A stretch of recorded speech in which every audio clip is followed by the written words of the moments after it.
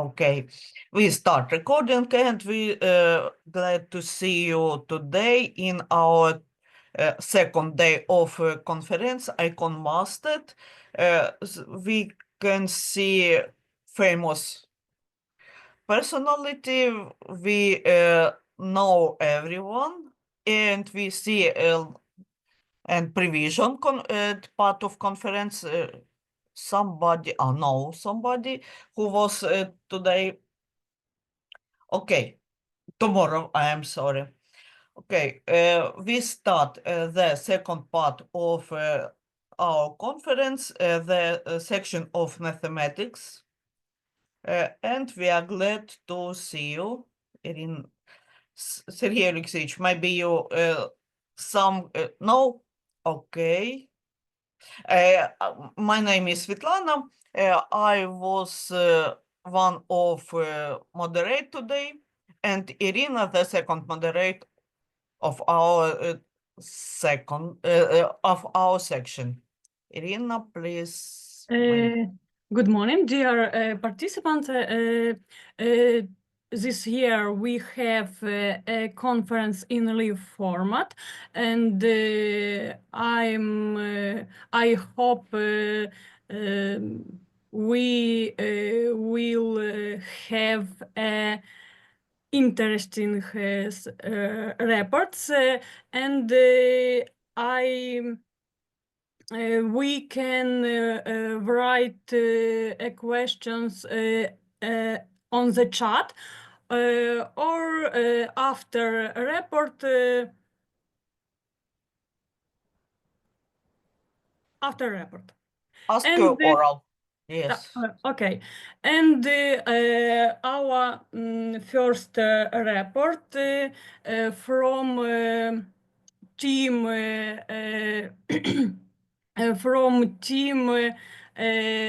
Katerina Vlasenko and Ruslan Kalugin, Tetiana Armash, Achkan Vitaly и Natalia Bogdanova. Please start. Okay. Do you hear me well? Yes. Do you see well my screen? Yes, but you can full screen. That's or not?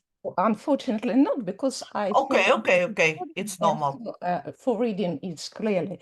First of all, my greeting to all participants of this quite renowned conference, and I am so grateful to organizer for their keeping stability in this world in mathematical education, and I'm so grateful to see all of them here.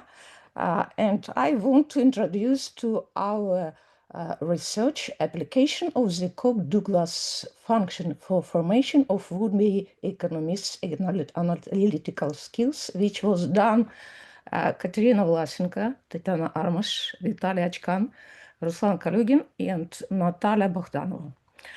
So I will start. And of course, at the end of my report, I'm waiting for a question.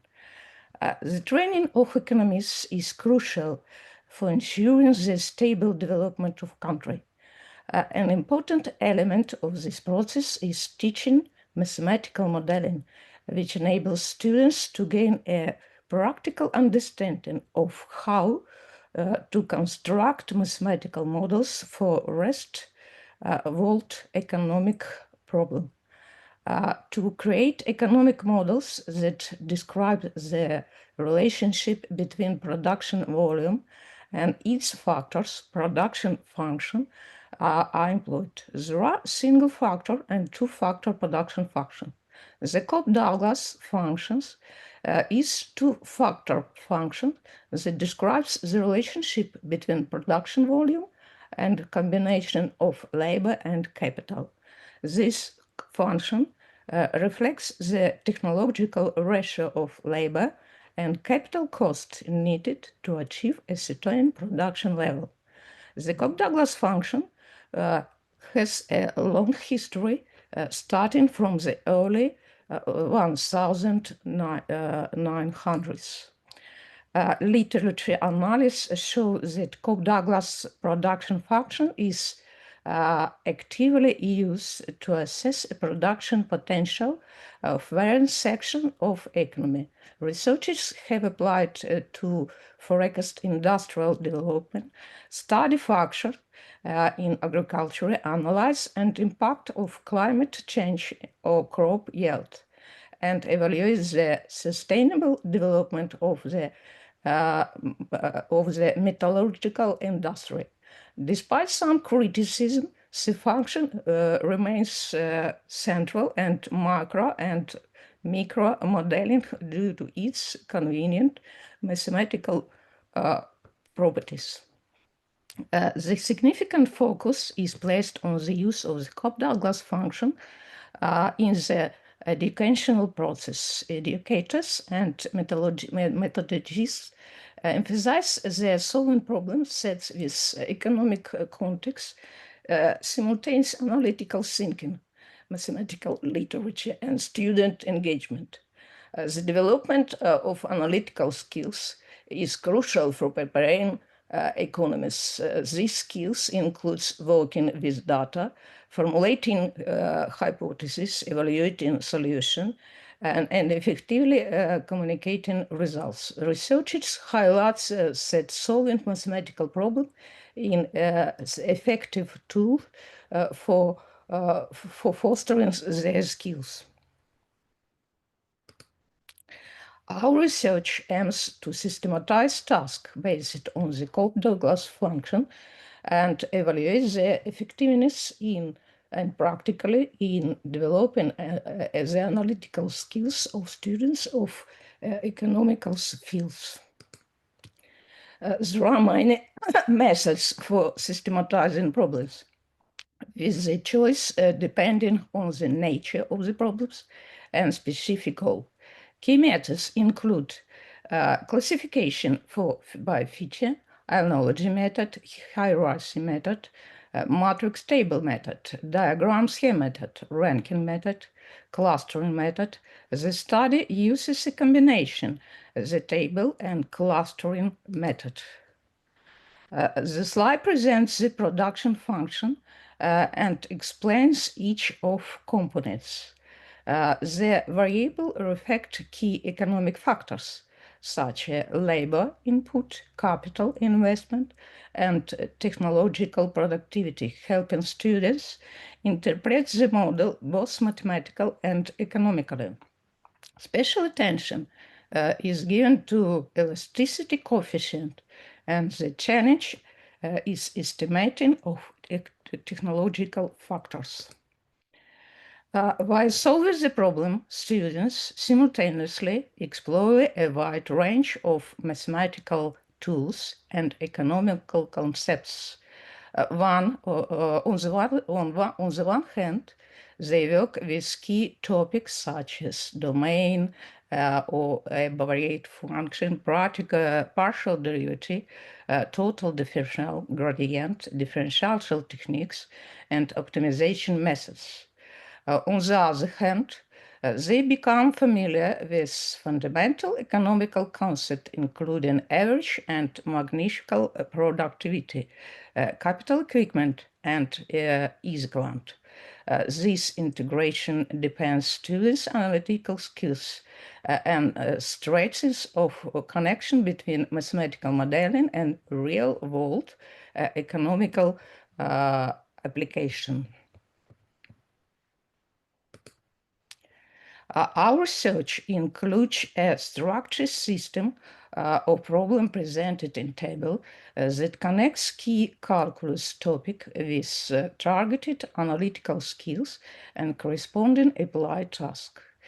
Each problem is designed to reinforce students' understanding of moderate function while developing competencies such as data interpretation, hypothesis formulation, and evaluation of economical relationships.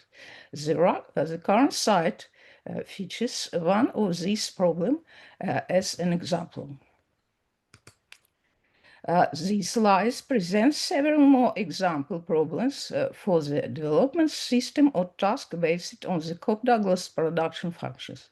The task challenges students to apply partial derivative and economic recognition of maintained production levels under changing labor and capital inputs, fostering the analytical skills and decision-making skills in real-world scenarios. The current slide presents an example of problems that illustrate the application of Cobb-Douglas function to real-world financial data for companies. Another example illustrates a problem that develops skills and in analyzing market conditions and assessing the impact of price changes on demand. This example demonstrates how using real-world financial data can deepen student understanding of economical concepts and help develop their analytical skills. An experiment was constructed to check the practicality of problems collected based on the production function. This basis for the experiment were students of following specialties: economics, financials, banking and insurance, management, marketing, enterprises, trade and stock exchange activities for the National University of Kyiv-Mohyla Academy and some state university. A total of 237 students participated in this experiment, of which 120 students were in the control group and 170 in the experimental group. The current slide presents the goals and conducted pedagogical experiment. The participants of the experiment were divided into control and experimental group.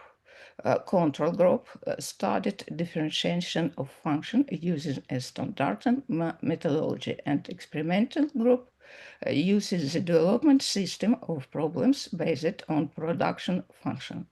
Upon completion of the experiment, students performed a content test, which included 3 types of problem: partial derivative, differentiation of complex function, and application of production function to analyze condition and global extrema.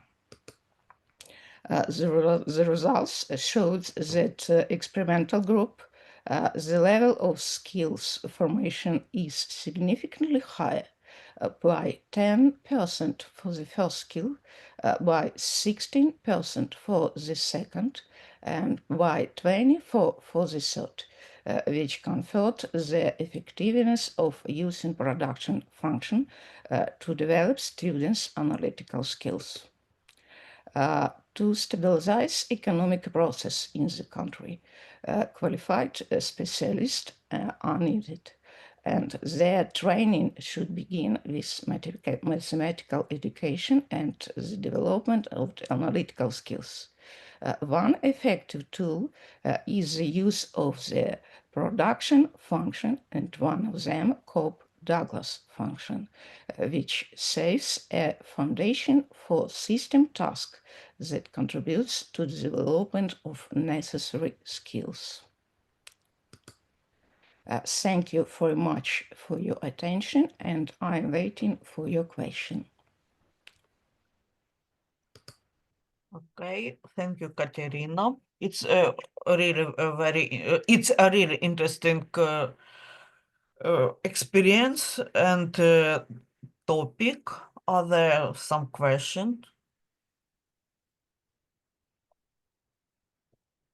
Yes, I'm listening to you.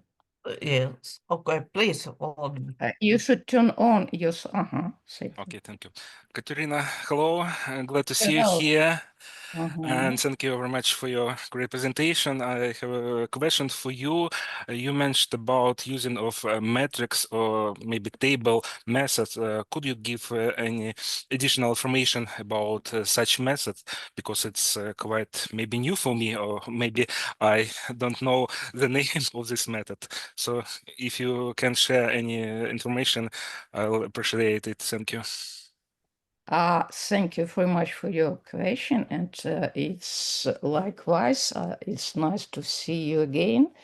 So we use some methods to systematize tasks, and first of all, we have found some features of skills which we are going to introduce to students, and for their aim, we have found these methods to systematize tasks. One of them, of course, gives some idea of features. We keep up some features, and then we, as usual, look for some tasks which correspond to these features. One of them, they only help to organize these problems. And a table is some kind of form of organization for students where they can see which task they are going to solve, then which skills they are going to learn, and what the strategy they are going to use. So to show all these steps, we give students not only the problem, we give table, and this table introduce students to idea how, what strategy, what skills, and what's the problem. Okay, thank you very much. Thank you. And I have a question too. Did you notice any difference in how students approach the real-world business problems compared to abstract mathematical problems? And I wrote my question on the chat. Okay. Here's the same question which you said, or it's Yes. Yes, yes. okay, I'll go to your question. Thank you very much for this question. Of course, it makes a huge difference between education when you give real-world problem, such as, so I faced some problem when I got this students huge amount, maybe that we have sometimes, so for some year we have 300 students who are listening to you during the lectures. So their first question, for what purpose? So they listen to me attentively, carefully do their issue because they understand why they learn this. So the difference is huge, of course. First of all, it's not only difference for mathematical skills, it's difference for economical for some economical terms. They study these terms, and it's some kind of extraordinary experience for them to meet this first idea which they see again when they study macro and microeconomy. So it's I believe that it helps them, and they are satisfied. The most important is they are satisfied with my explanation, and it's how I can see that they are satisfied. It's because they marked me after our course. The first question is it really this course practical for them? This all. Okay, Thank you. thank you. Okay, yes, he please ask your question. Thank you, Katerina Volodymyrovna. I'm happy to see you again, despite this type of virtual communication. I have not only question, remark regarding my former as former mathematics teachers. Traditionally, I used one concept in different topics while teaching mathematics. For example, I see that Cobb-Douglas function can be used while we studying univariate function as a kind of approximation. We have some ideas about very draft approximation of this function. While we're studying univariate function, we need to investigate this function deeper. My questions regarding while studying mathematics, or really in your practice, in each topics, you return it again and again to the Cobb-Douglas function to deeper and deeper understanding of its value, not only in economy, as a exciting function example. Thank you very much for this question. And I'm great to see you again. It's some kind, I'm excited to see you again because it's so huge time we didn't see you. So, is I got correctly your question? Do you have an opportunity to repeat again to learn to give my students the idea of this Cobb-Douglas function? Yes? Yes. Yes. Unfortunately, no. Of course, no. I have only a week, one lecture and one mandatory class. What I have opportunity? I have opportunity to show the function I studied when I start with ideal function. I give this idea of bivariate function. Then when I give the idea of derivative, I show the idea derivative of this bivariate function. And I use this idea for approximation, for optimization issue, to show how they can use in real world life. Thank you very much, Katerina Volodymyrovna. Thank you, colleagues. Are there any questions? Maybe. Dear Professor Katerina, your report, your presentation, and your answers is very informative. Thank you very much. Thank you. Yes, and I have a small question. Can this approach be adapted to other specialties, such as a manager, finance, or economic educational? I believe, any- thank you very much for your question. I believe that yes. Okay. First of all, that it's useful for any students who study economics in general case, I mean, or some kind of some deeper for some features. And of course, it's useful not only for economists, it's useful for teachers who study mathematics, because here is the case how they can know, where they can know that they can use such kind of function.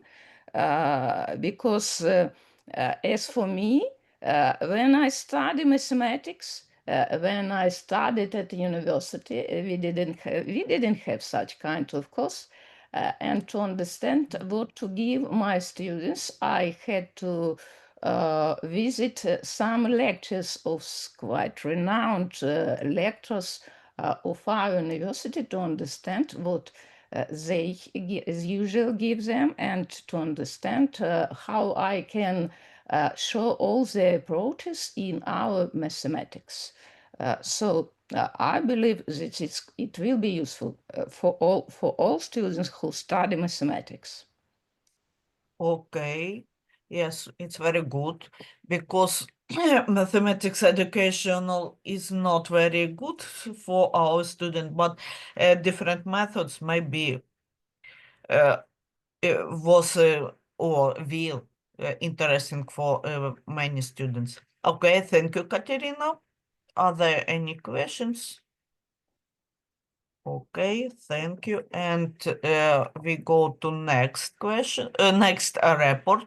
It's from teams Очкан Виталий, Катерина Власенко, Ольга Чашечкова, Natalia Bogdanova, and Nadia Procik, and presented Vitaly Очкан. Yes, Vitaly. Katerina. Yes. Finish. Okay. 1 second.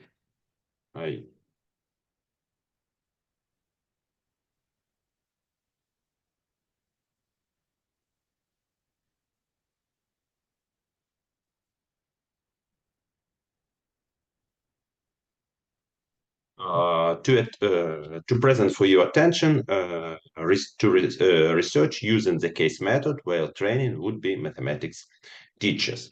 Professional training of would-be mathematics teachers is carried out when studying mathematical and methodical disciplines. The role of methodical disciplines is leading. The process of designing and modeling their professional activity of the would-be teacher go after mastering the theoretical foundation of mathematics didactics.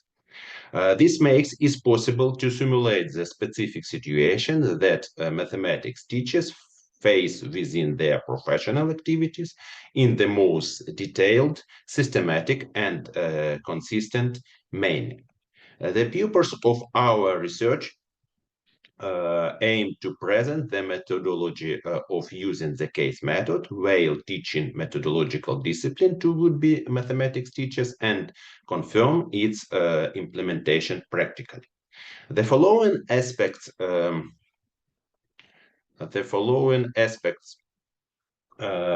help to increase the motivation to study methodical disciplines. The case method involves consideration of specific realistic methodological situation.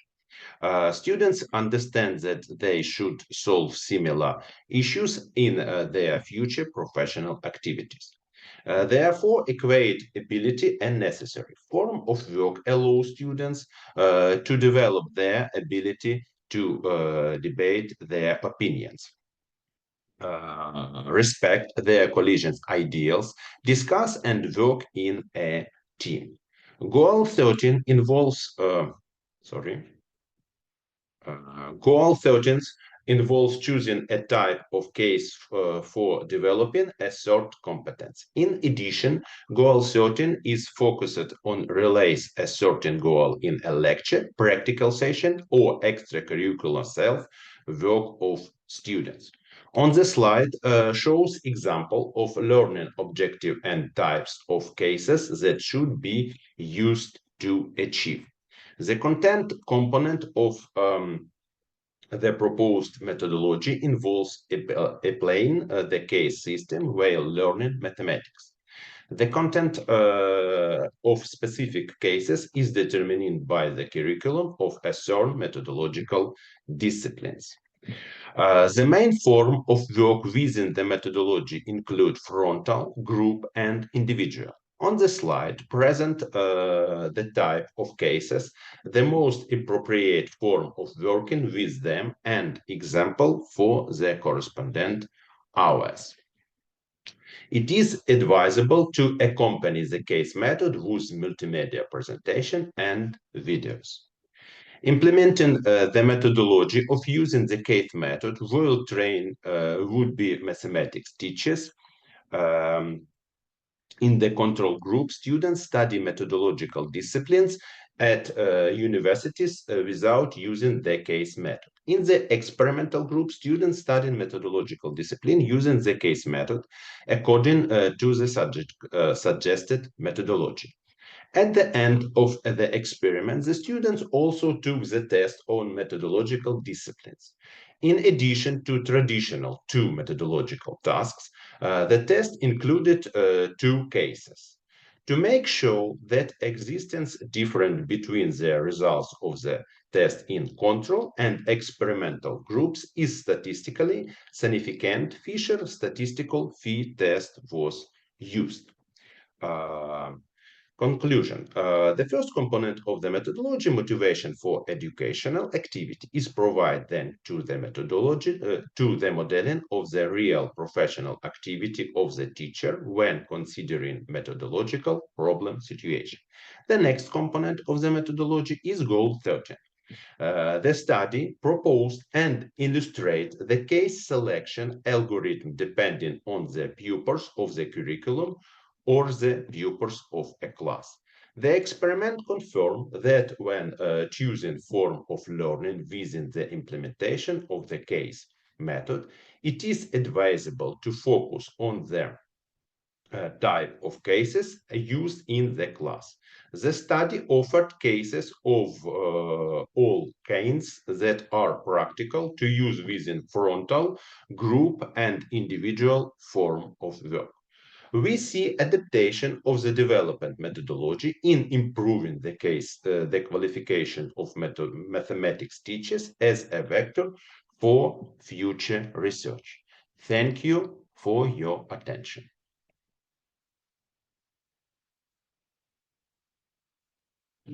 Thank you, Vitaly. Dear colleagues, please, you can ask some question. Okay, Irina, Yes, I have a question. maybe. Okay. What was the biggest challenge you faced when testing this method with your student? Thank you for your question. I please help for translate maybe so after Katerina Vlasenko, because I understand in your question, but so дещо проблемно щодо відповіді в real time. And Okay, okay. And найбільшою проблемою реалізації методики впровадження кейс-методу було перш за все питання мінімалізації, скажімо так, годин на аудиторну роботу в низці педагогічних університетів, а впровадження кейс-методу за усіх переваг його реалізації потребує більше часу, ніж, скажімо, традиційна робота на практичних і лабораторних заняттях. Okay. I believe that everyone got, but to keep the tradition of this conference, I will translate. The biggest challenge, it was, of course, of time. The amount of time which offered by the program and the program and some kind of subject requires more time to study the idea of case and to use case and really to show students how this case is used. So for some universities, you know, we have offline. For some university, we have online. To keep time, to keep the case is quite difficult, of course, not only for students, but for teachers too. So it was a challenge. Okay. Thank you. And I have a question.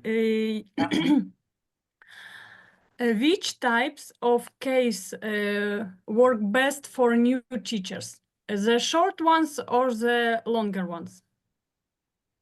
For new Thank you teachers. for your Thorn, thank you for your question. Не можна казати однозначно щодо одного типу кейсів. Вочевидь, що довготривалі кейси переважно використовуються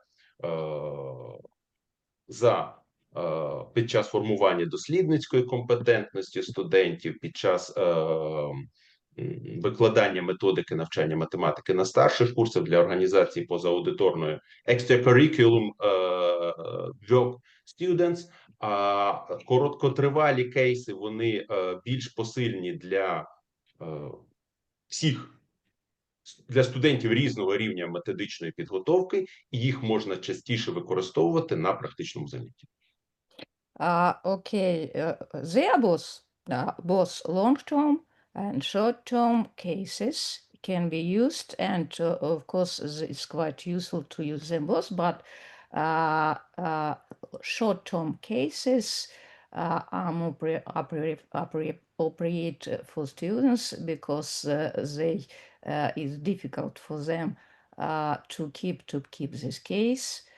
But from my experience, from my personal experience, because we have practice for our students, it's quite difficult to teach them to use short terms because they are not able to keep time. It's quite difficult to understand that they are short for time, that for them they have a lot of time, but here's really issue for both cases, I believe. Okay, our student haven't a long time case. Okay, thank you. Volodymyr, please, your Thank you. questions. I have a question to Katerina and Vitaly. Is it possible to use your case method during distance or remote education? And if it's possible, would you suggest any digital tools to implementing this case method? Thank you. Thank you for your question. Так, безумовно, використання кейс-методу можливо і в рамках змішаного, і дистанційного навчання, але вочевидь, що implementing case method on distance study викликає чимало труднощів щодо роботи студентів з кейсами, щодо академічної доброчесності, але в онлайн-режимі це можливо. Щодо використання, якщо я правильно до кінця зрозумів питання, щодо використання сучасних цифрових технологій, то безумовно під час роботи з кейсами серед можливих варіацій це використання і представлення студентами можливості і аргументація щодо використання хмарних сервісів для навчання, пакетів динамічної математики, таких як GeoGebra, останній рік це Desmos, і студенти не тільки демонструють можливість їх реалізації у процесі навчання, але й обґрунтовують доцільність вибору саме цього пакету. And I want only to add to some explanation. We used Kahoot. It's quite interesting things for our students. They are excited of using it. They first of all, that's not only it's free for our university, and our students, they manage to earn money with this help because they engaged their classes, and some teachers, they pay for their classes, and they're excited of using this Kahoot. So I offer to try to everyone. It's quite interesting. Okay, Thank you. Kahoot Thank you. really is interesting case and apps. Mhm. Okay, how often we can use the case methods? One stage of learning, maybe implementation case methods in education process. How often? How Uh, many? How many cases? On it's every lesson or every themes, every topics? I believe it's because we are short of time. I believe that it's not all class, but I believe that we use this case method quite often because to show students how to work in real class it's really quite useful to give them this understanding. It's because it's more useful sometimes, I believe, that really to give them idea of mathematics, because the idea of mathematics they can find where in internet they can solve some issue to use GPT chat, Gemini, or something like that. It's real life how that we are not able to cope with this. So I believe that it would be better sometimes to show them how keep real class, because for me it's more useful, it's more difficult for this life. Okay, thank you. Okay, are there any questions? I thank you, your scientific team, for very well coordinated work. Okay. Thank you. Thank you, Vitaly. Thank you, Katerina. Thank you. Okay, next report. Irina Lavyanova from Kryvyi Rih, measurement case competencies, high school students in teaching of national science and mathematics subject. Thank you. Okay, yes. Thank you. I welcome all conference participants. Let me present the report. According to the methodological recommendation for developing competence on the state standard for basic and complete general secondary education based on competency-based approach, the secondary education system faces the task of forming, developing, and improving the competencies of students during their study. For subject teachers, the transition to competency-based education requires improving the system of student assessment and developing strategy for measuring their key competencies. The teaching and both mathematical and natural science subjects should contribute to the formation on students' case competencies, including mathematical competencies in natural science, engineering, technology, information, and communication competencies, and others.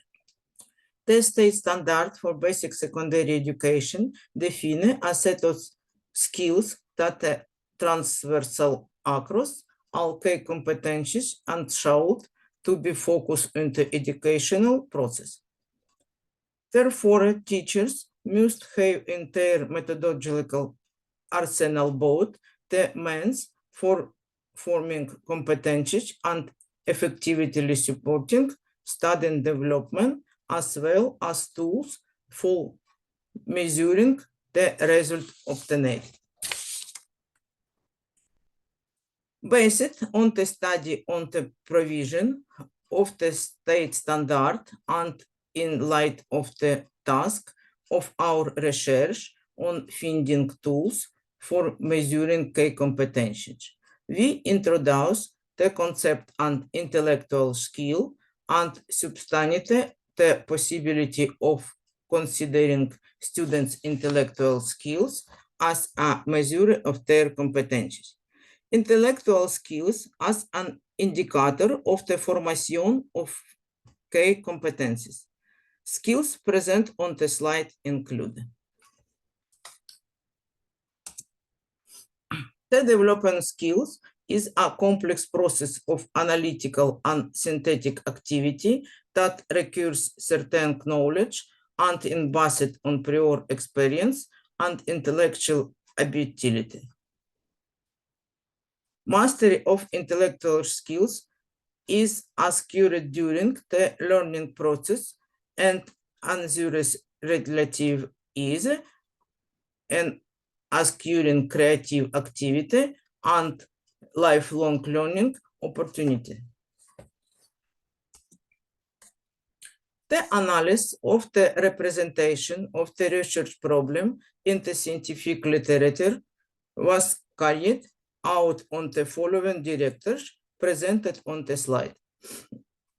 Based on the analysis of existing development regarding the problem of assessing students and measuring their competencies, the aim of this study is to justify the criteria for selecting interdisciplinary tasks of varying completing level and also to develop methodological technique for using formative and diagnostic of high school students' intellectual ability as indicators on the level on their key competencies.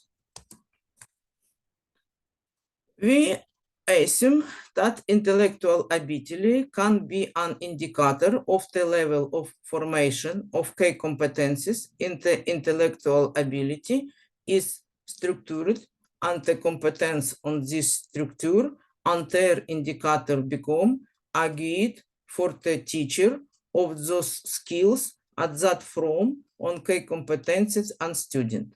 We developed an indicator of skill as revelated academic activity, a total of 25 indicators. The level to which skill indicator are demonstrated throughout activity is assessed using a point-based system which are present on the slide. Clarifying the nature, structure, and stage on the formation of intellectual skill allowed us to develop a scheme for selecting and using tasks of an interdisciplinary nature of varying levels of complexity in the learning process. The diagram presents two wide links between the subjects of physics chemistry, chemistry biology, and biology physics. Additionally, the plan of chemistry, biology, physics allows for example, using the opportunity of physics in the study of chemical biological process. The on-wide link between mathematics and the mentioned subject symbolizes use of mathematical methods as technique for calculation, analysis, and solving problem to acquire knowledge and skill in natural science class. Example of interdisciplinary task on varying complexity: physics task, chemistry task, biology tasks. Science, the content of teaching as well and the proper support for studying during this process should contribute to formation and development on their competency and the study we state characteristic on the assessment environment. The experimental learning in solving interdisciplinary tasks on varying complexity covered studies from experimental class and was conducted during the general review period of natural science subject in the second semester, as well as during the elective course basic on cognition in learning when studying in this section. The goal on the experimental learning was as follows: based on the knowledge acquired by students and their own subjective experience to reinforce the skills gained in previous stage of learning throughout their active use while solving interdisciplinary tasks of varying complexity. The students who participated in the experimental learning were divided into a group. The first group class-wide in study of physics and mathematics. The second group class-wide in-depth study of chemistry and biology. The form of conducting integrated review lessons, primarily in the form on education module, contributed to the development of students' ability to use their of accurate experience and independently perform cognitive tasks, control, and correction. The integrated review according to the scheme involved the following steps are present on the slide.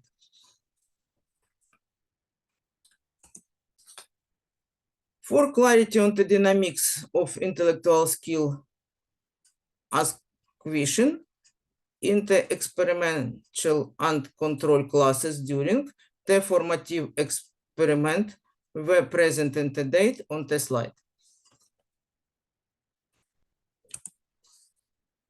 The positive result of implementing a system of interdisciplinary tasks of varying difficulty levels in teaching natural science subject are evidenced by the experimental teaching conducted.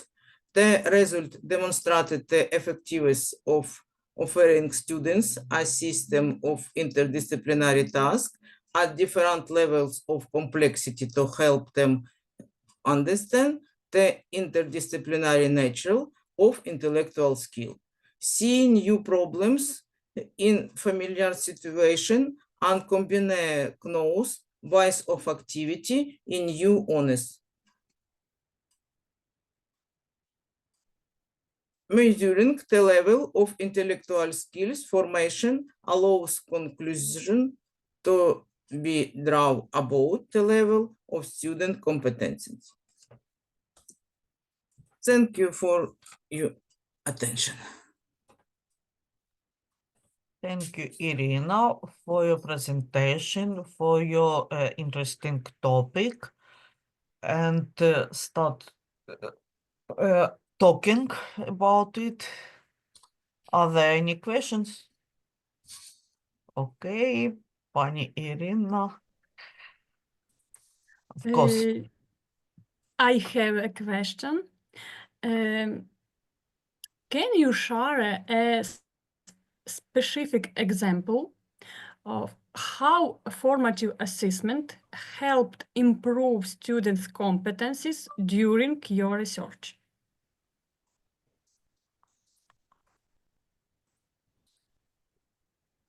Thank you. Your question. This is my first present in English. Can I answer in Ukraine? Yes, yes. Чи можете ви навести приклади того, як під час експерименту ось це оцінювання допомогло формувати компетентності студентів? Скажімо так, що оцінювання не стільки допомогло формувати компетентності студентів, Формативне оцінювання. Да, я зрозуміла. Скільки це оцінювання надавало можливість учням бачити свій прогрес і таким чином порівнювати свої попередні результати з наступними. Тобто це більше як супроводження учня для того, щоб він бачив свій прогрес. I will try to translate the formative Okay. assessment that used by dear Irina Vasilievna was a kind of the pupil student support, facilitate in their progress during the process of integrated form of intellectual task. Thank you, Irina Vasilievna, for your real integration of science and mathematics. Я щиро дякую Ірині Васильівні за оту справжню інтеграцію природничо-наукової та математичної якраз методики, тому що саме спільні методи пізнання, формування розумових умінь є ключовим у подальшому просуванні розумінні того, як взагалі відбувається пізнання світу. Щиро вам дякую. Дякую. Працюємо. Okay. Yeah, thank you. Sergey, please. You Thank can you very much. Yes. I have two questions. Thank you for your presentation. It's very interesting and useful presentation. One more question. Did you consider students' motivation to learn math in your research? And to my questions, and what famous scientific theories is your research based? Я, можливо, перекладу. Скажіть, Буду вам будь ласка, вдячна, дякую. пані Ірино, так, дуже дякую. Скажіть, будь ласка, чи враховували ви в своєму дослідженні мотивацію студентів до вивчення математики? Це перше моє питання. І друге запитання, які з відомих усталених теорій, можливо, ви використовували, тобто на яких теоріях базується ваше дослідження? На чому воно базується? На яких відомих теоріях? Дякую за запитання, пане Сергію. Щодо першого питання мотивації, то от якраз задачі міжпредметного характеру, їх добірка і пропозиція учням різних профілів якраз і є одним із кроків мотивації. Щоб, наприклад, учні природничого профілю бачили, де може застосовуватися математика в тих галузях, які вони для себе обрали провідними профільними.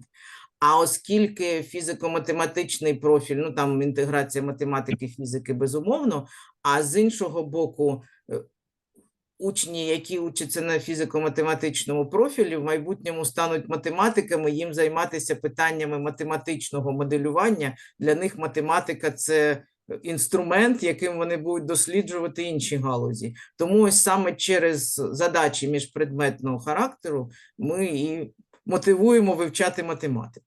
Що стосується теорій, я давно займаюся цим питанням, ще з 2000-х років, і в більшій степені це теорія пізнання, ось, поетапного засвоєння учнями знань. Ельконін і Давидов наше все. Так, я прошу. Ось. Скажімо, а із сучасних це компетентнісний підхід і особистісно орієнтоване супроводження кожного студента, т'юторський підхід. Thank you. I will try to shortly translate.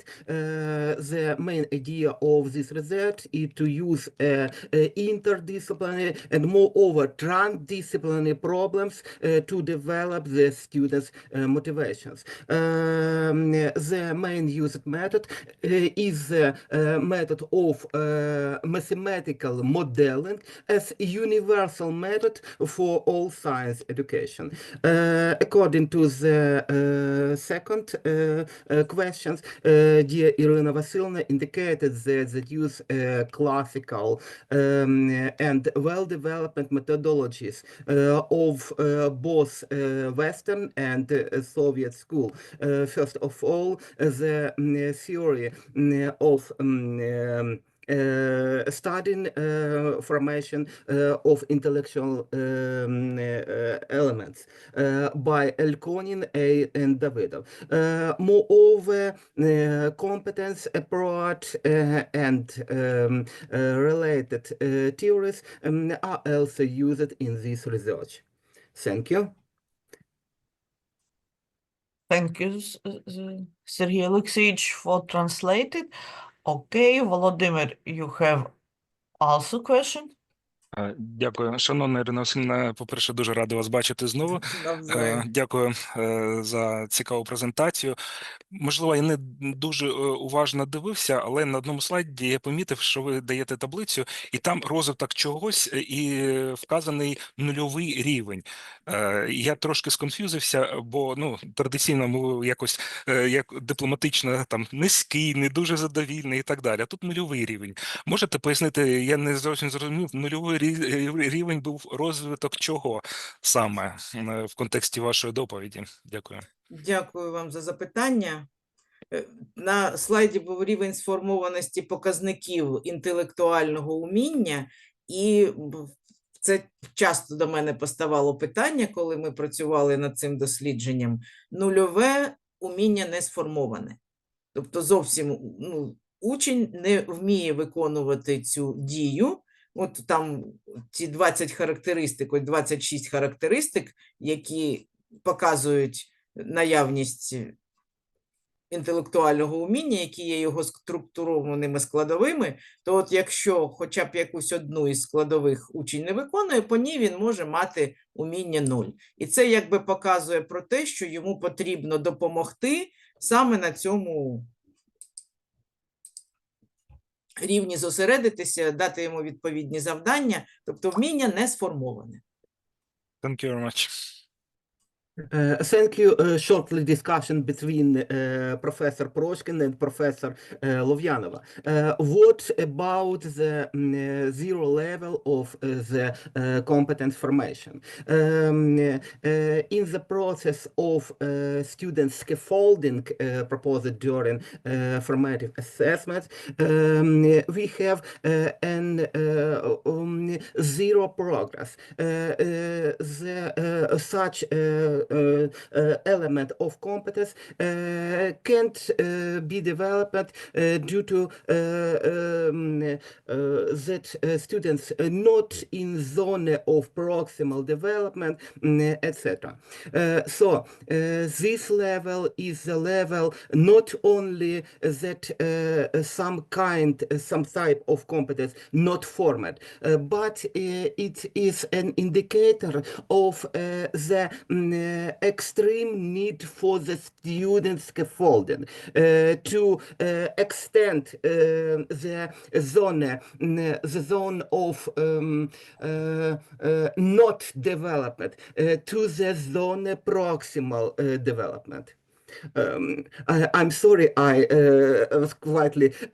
slightly extended this process, but the ideas of Vygotskian's schools is not only highly relevant to this theory and practice. It's, on my opinion, it's a driving force for the progress in mathematics education.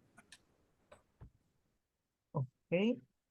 Thank you, Sergey Thank you Alexeyevich. for your interest on our research, and thank you very much, Sergey Alexeyevich, for our translation. Okay. Thank you, Pani Irina. Because your topic was very interesting. You can see it. Okay, and next topic, and we are glad to present it Alina Voyevoda. Themes peculiarity of implementation digital games in mathematics lessons in secondary schools of Ukraine and Israel. Good day, dear colleagues. Thank you very much. We are pleased for present to your attention to the result of study on comparison or conference of experience of using digital games in mathematics education in Ukraine and Israel. In today's world, digital education is becoming a key factor for success. The integration of digital technologies into all aspects of education process is adequately important. Therefore, one of the important digital transformation for secondary education institutions is the use of innovation technologies and tools to improve mathematics teaching. One of these tools is the digital mathematical games. Interesting fact for your attention. Sorry. Did you see my slide? I'm sorry, Alina. Can you share your full screen, not only PowerPoint? Yeah, and we will see now your presentation in slide. так, in format, only first slide. On the first slide, and now? Now second, but not full screen. Okay.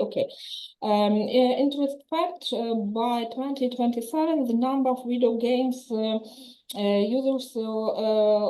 users worldwide will reach 2,829 million.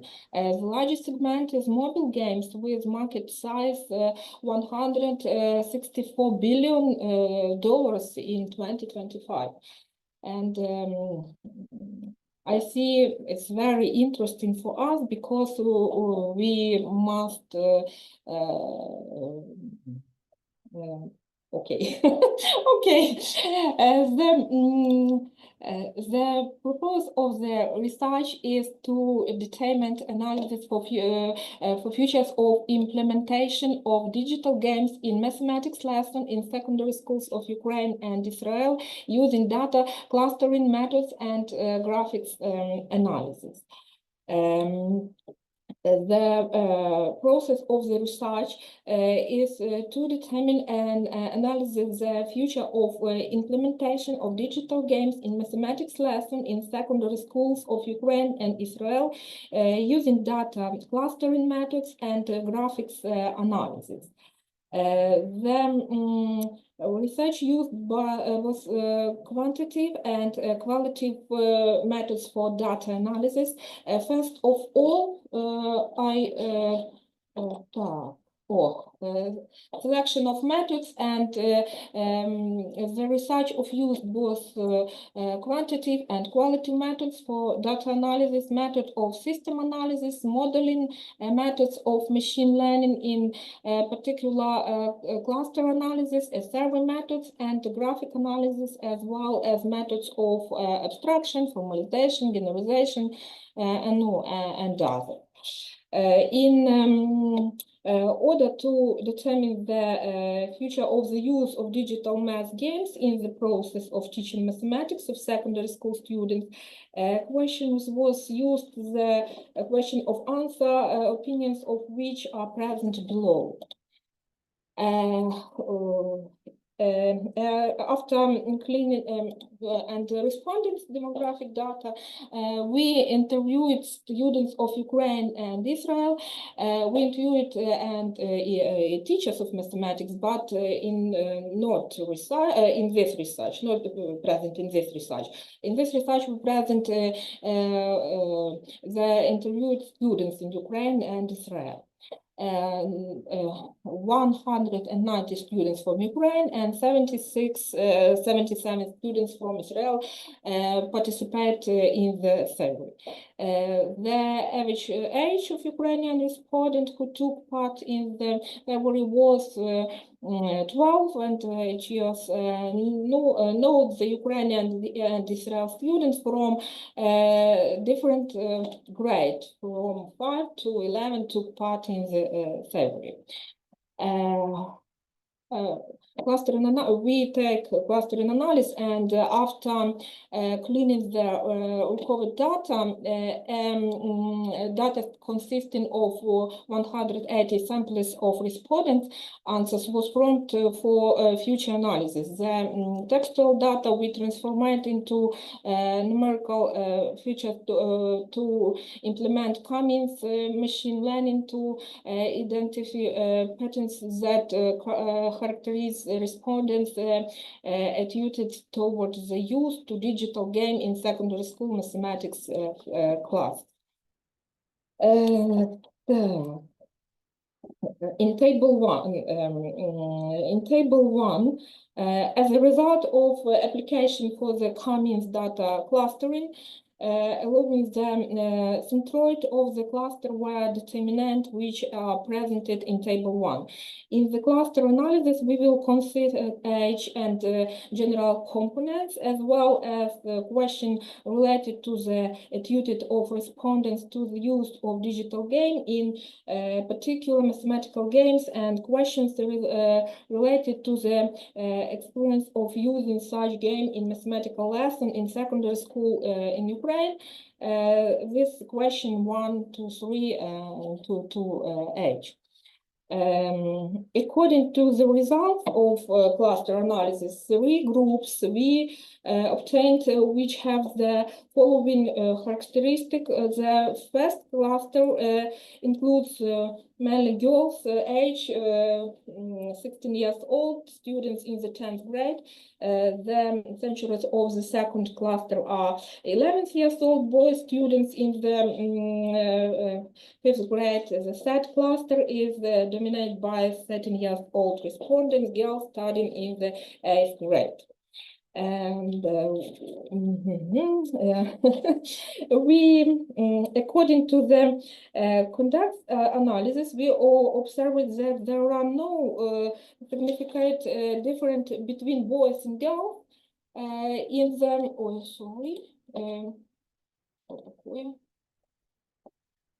difference between boys and girls in the amount of time they spent playing digital games. Respondents regarding how often they play computer game turned out to be identical for all clusters. I used to play, but now I don't. The reasons for such an answer can be different. We assume that that in general, interest in digital game many have described due to excessive use of the earlier.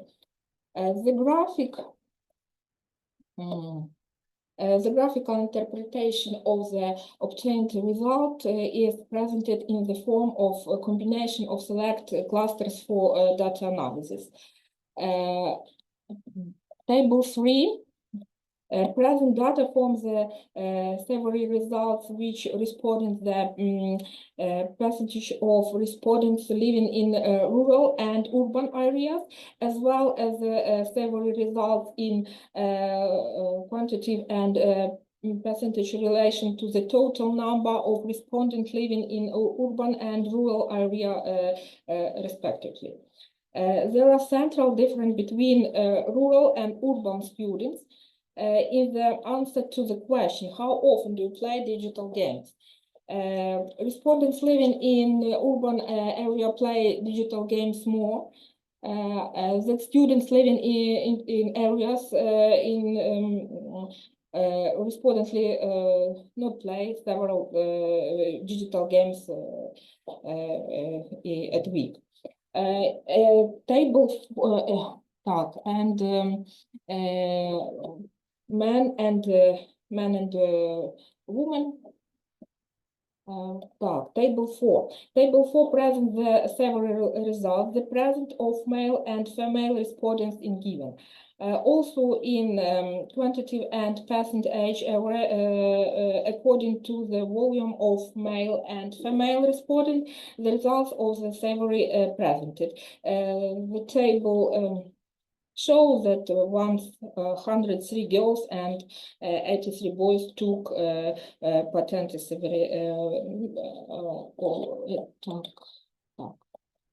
And table 5, result for Israel. The survey of Israel school children was conducted on the same questions as the Ukraine ones, in which 77 school children of different age participate. Based on the survey data, butterfly change were constructed using the Python program language. The numbering of the students factors in the future correction to the factor number in the table 5.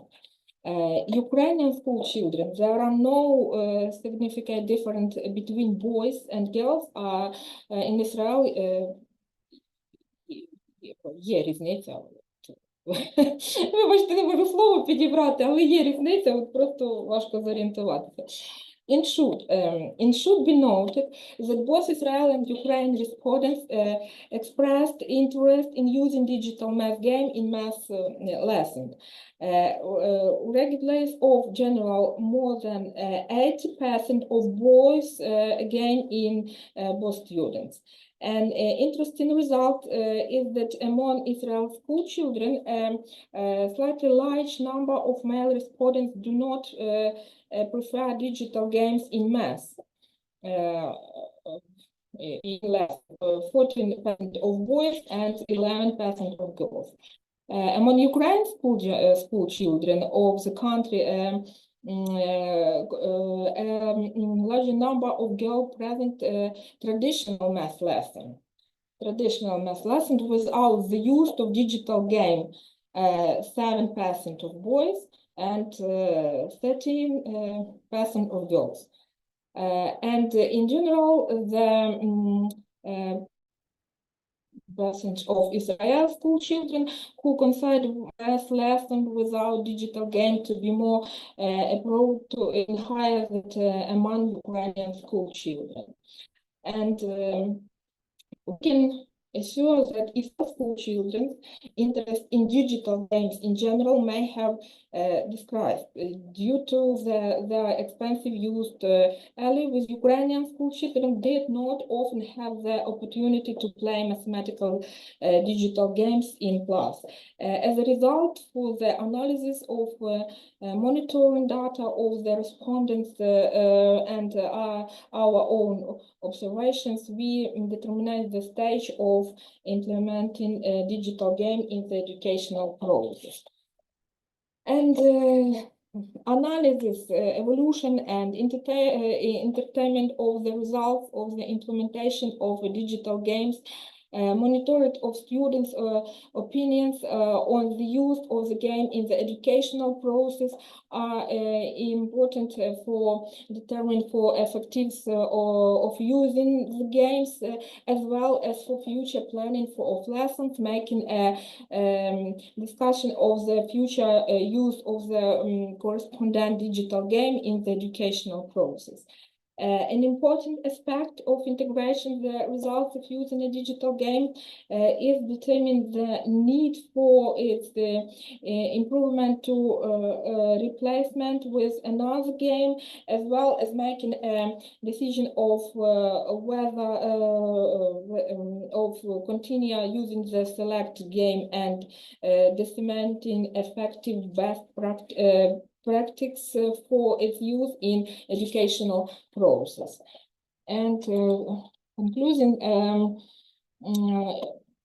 in Ukraine, the introduction of digital game into the process of teaching mathematics raises many controversial issues related to version aspects in practical that determine of the goals, place, and limits of the use of digital games in the educational process. The readings of mathematical teachers for methodological balanced use to digital games in the process, training to consistent selection of software projects. After all, fact number of teachers are not familiar with the concept of learning based on video games, even though the teachers who use computer game in the process of work face significant difficulty. And of course, thank you for your attention. Thank you very much.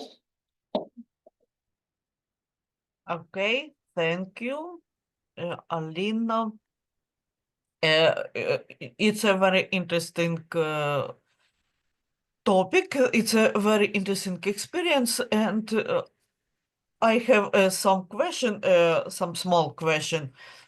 Are you planned, okay, Panirina, if you try to next question you, okay, are you plan to expand the research to include other subject, only mathematics, or maybe students from other country, or only Israel, Ukraine, and only mathematics? Thank you for your question. May I answer for questions from Ukrainian? Okay. Thank you very much. Ми досліджували дійсно тільки математичні ігри в процесі навчання математики в Україні і в Ізраїлі. З іншими країнами, наскільки я правильно зрозуміла ваше питання, з іншими країнами чого порівнювала з Ізраїлем, оскільки проводжу зараз дослідження підготовки вчителів математики в Ізраїлі. І дуже цікавлюся саме темою впровадження цифрових, як зараз прийнято говорити, дана цифровізація, тому цифрових ігор, і взагалі засобами штучного інтелекту в тому числі. Тому якраз оця ідея дослідження, наскільки застосовуються математичні оці ігри в процесі навчання, ще дидактичні, ми могли би сказати, ігри в процесі навчання математики, але насправді використовуються багато ігор не тільки дидактичного призначення, в прямому розумінні того слова, а саме математичних ігор, і їх в Ізраїлі застосовують, до речі, немало. Ми проводили дослідження, опитування якраз школярів, і вони там наводили приклади. Було питання, одне з питань в анкеті, які ваші вчителі використовують ігри в процесі навчання математики. І от ізраїльські школярі навели багато прикладів ігор, таких, наприклад, що для мене були абсолютно нові, на відміну від наших. Да, були спільні, були, наприклад, матіфік, які використовували в Україні і в Ізраїлі. Кахут вони теж, зрозуміло, сприймають і там. Але було ряд ігор, які були притаманні тільки, наприклад, деяким школярам, які відповідали в Ізраїлі. Інших країн, на жаль, поки що не досліджували. Thank you, Alina. A short translation, not translation, but a kind of reinterpretation. It's a classic comparative research. The Israel was chosen by the data from Israel were acceptable for the research authors. Despite a kind of connections between Israel and Ukraine, the research shown a big number of differences between used tools, etc. Not only on the teachers level that use it most common tools, but on the students level, and a part of proposed tools are absolutely unknown to the in Ukraine, at least to the researchers. Thank you. The next question, please. Thank you, Sergey Alexeyevich, for the translation, and thank you, Alina, for your answer. Okay, I understand. Thank you, Irina. Pani Irina, please. Alina, what is your personal vision? How often should digital games be used in the educational process? Дякую за прекрасне запитання, шановна пані Ірино, тому що насправді це дійсно дуже актуальне запитання, як часто нам треба цим користуватись, правильно, в процесі навчання математики. Дослідження, до речі, велося з точки зору вчителя і з точки зору учня. Просто в цьому контексті зараз ми представили саме, як відповідали учні. Так от, різниця між тим, що говорять учні і що говорять вчителі, є, в принципі, суттєвою. Я думаю, що зробити такий порівняльний аналіз також. От, з точки зору вчителя, звичайно, це має бути максимально методично виважено. І так, щоб це було, не викликало звикання, і тому що якщо ми будемо цим постійно користуватися, ні подиву ніякого не буде вже в тої дитини, ні захвату від процесу і так далі.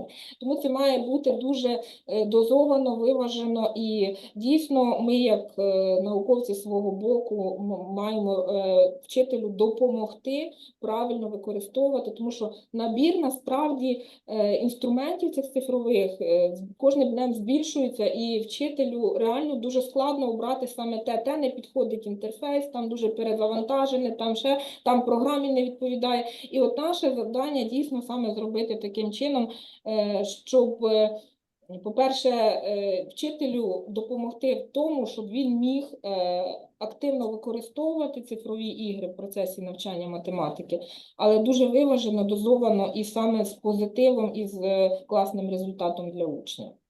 А діти, вони брались кожен день по 150 разів на кожному уроці, в них це є. Дякую. Thank you very much. Thank you, Irina. Thank you, Alina. The main idea of this discussion is classical. The first dose of drug will be free. What about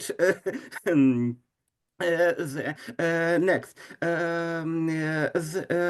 classically teachers use a methodically grounded approach to integrate digital games and game planning in the instruction.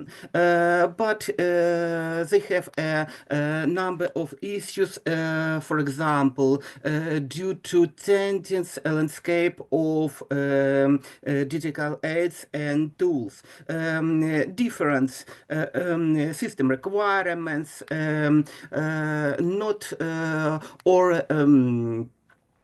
appropriate to the certain age, etc. For the students, as children, they can play every time and everywhere. Will it be useful for their mathematics learning? It's an open question. We will try to close the question by a grounded instruction. Thank you. Thank Thank you, Sergey Alexeyevich. Okay, and Volodymyr have a question. Yes, Yes. please.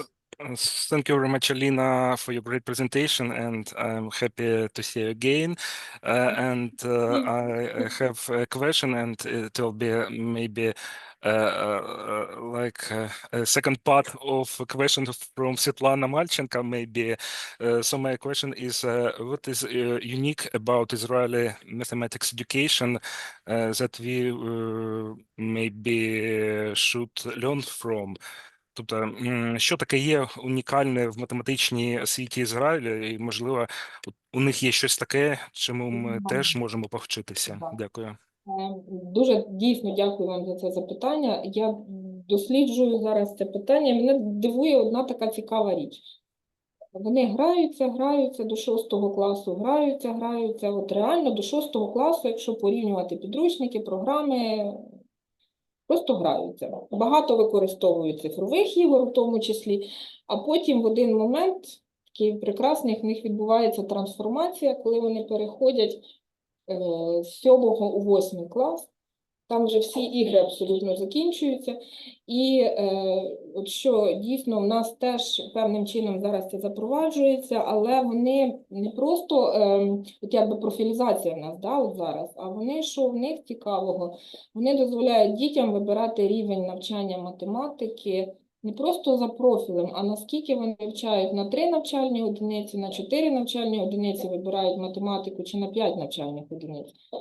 На 3 навчальні одиниці, зрозуміло, що це найнижчий рівень, 4 одиниці – це середній, ну і 5 одиниць – високий.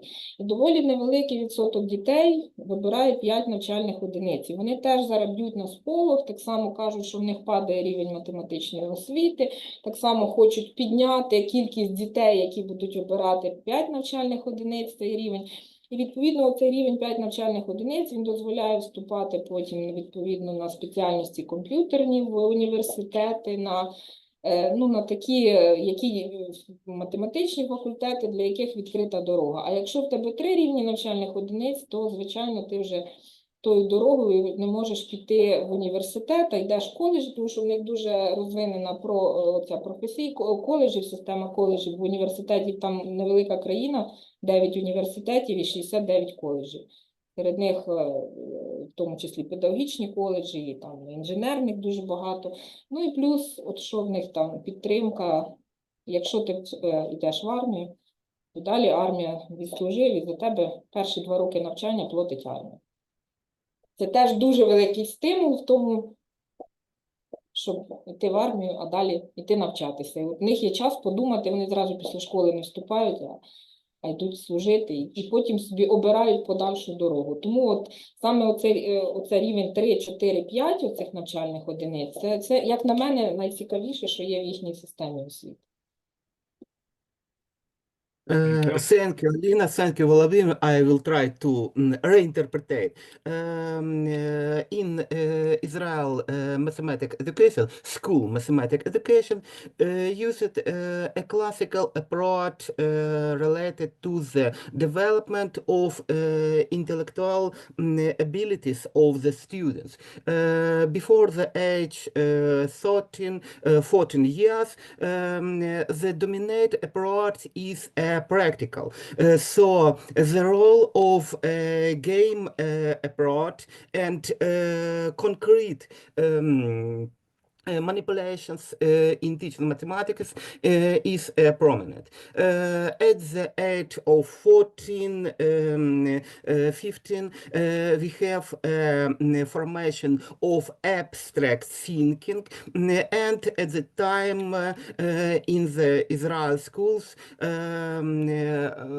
I observe from the answer a kind of early profilization.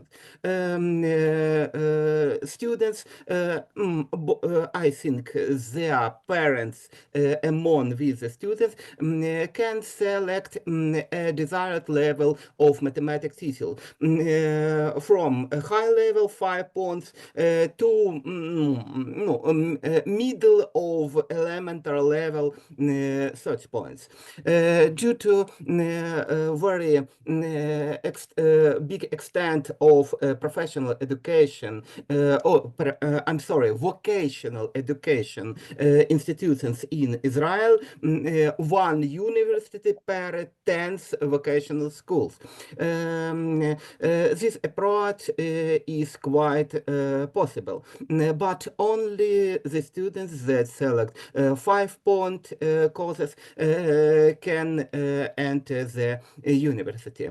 Another idea, I think it will be also useful in Ukraine in post-war reconstruction, is that that people that uses that realize himself as a citizen soldier, citizen warrior, a good kind of civic education after they left the soldier officer time, they can enter at some desired level of tertiary education and take first and second years of study for free. Not for free. The main sponsor is the Ministry of Military of Israel. I think it's so called. I hope that I fully interpreted. Thank you, Yes. Alina, for your insights. It's very interesting. Yes, you translate all terms Thank you, Sergey, for translation. Thank you, Volodymyr, for question. It's very interesting question. And Alina, there are any questions? Okay, thank you. Alina, and go to next teams. The teams are Sergey Petrovich, Olena Kosovets, Mariana Kovtoniuk, Olena Soya. And Yes, please. thank you. Okay, Sergey. Can you hear me? Yes. Okay.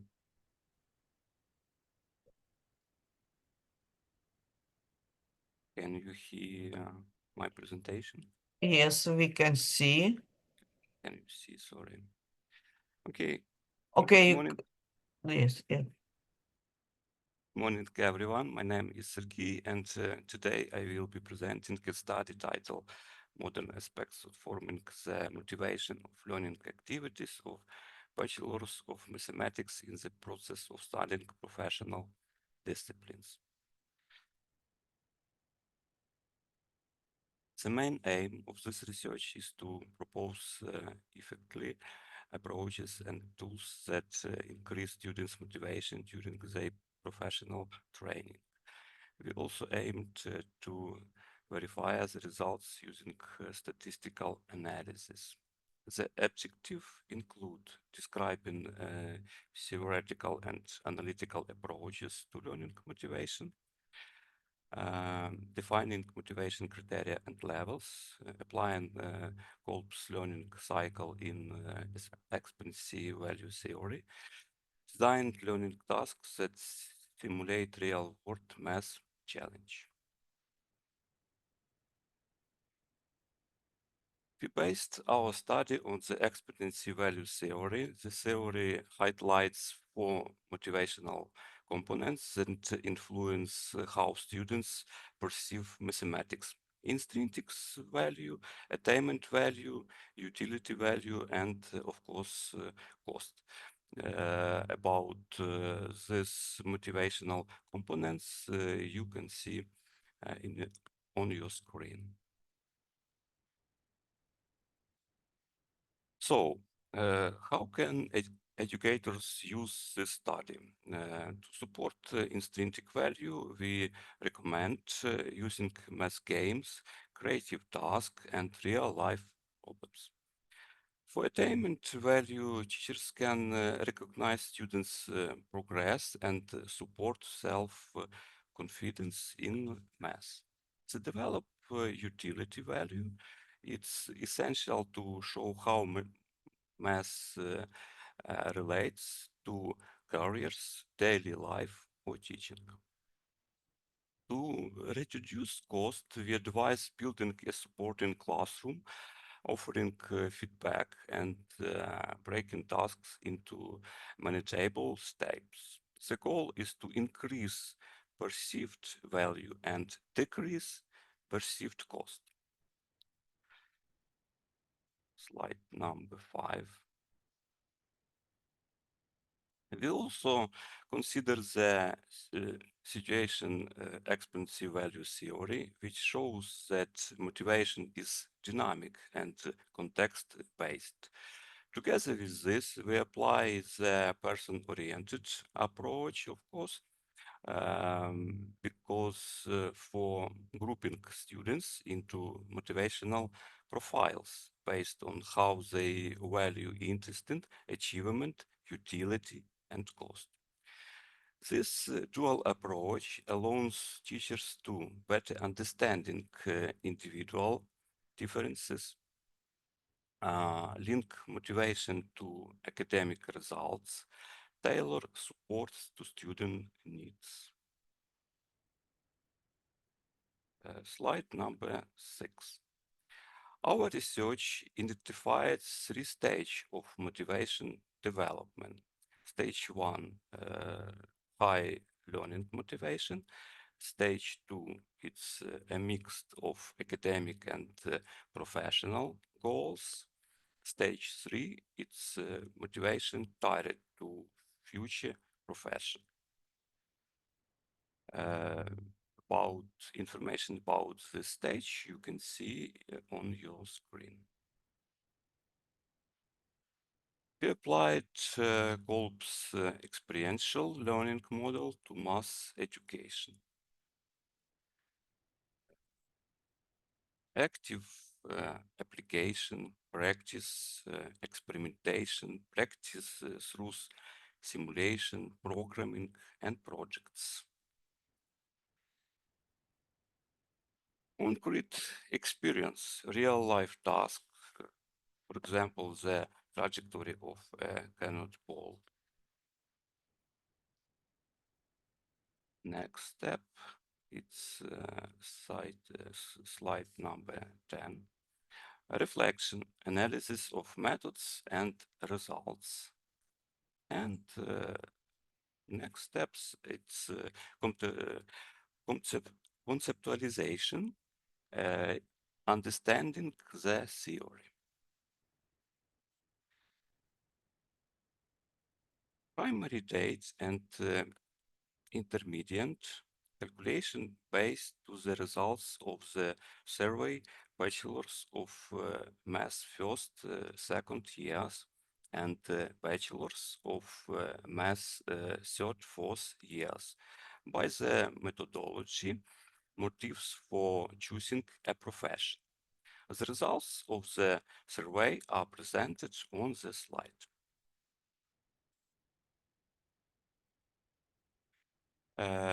We formulated the null and alternative hypotheses. The calculation were performed using Spearman's coefficient. You can see the results on this slide. Next slide. There is a statistically significant positive correlation between the indicators of the importance of career choice motives among first, second year math undergraduate,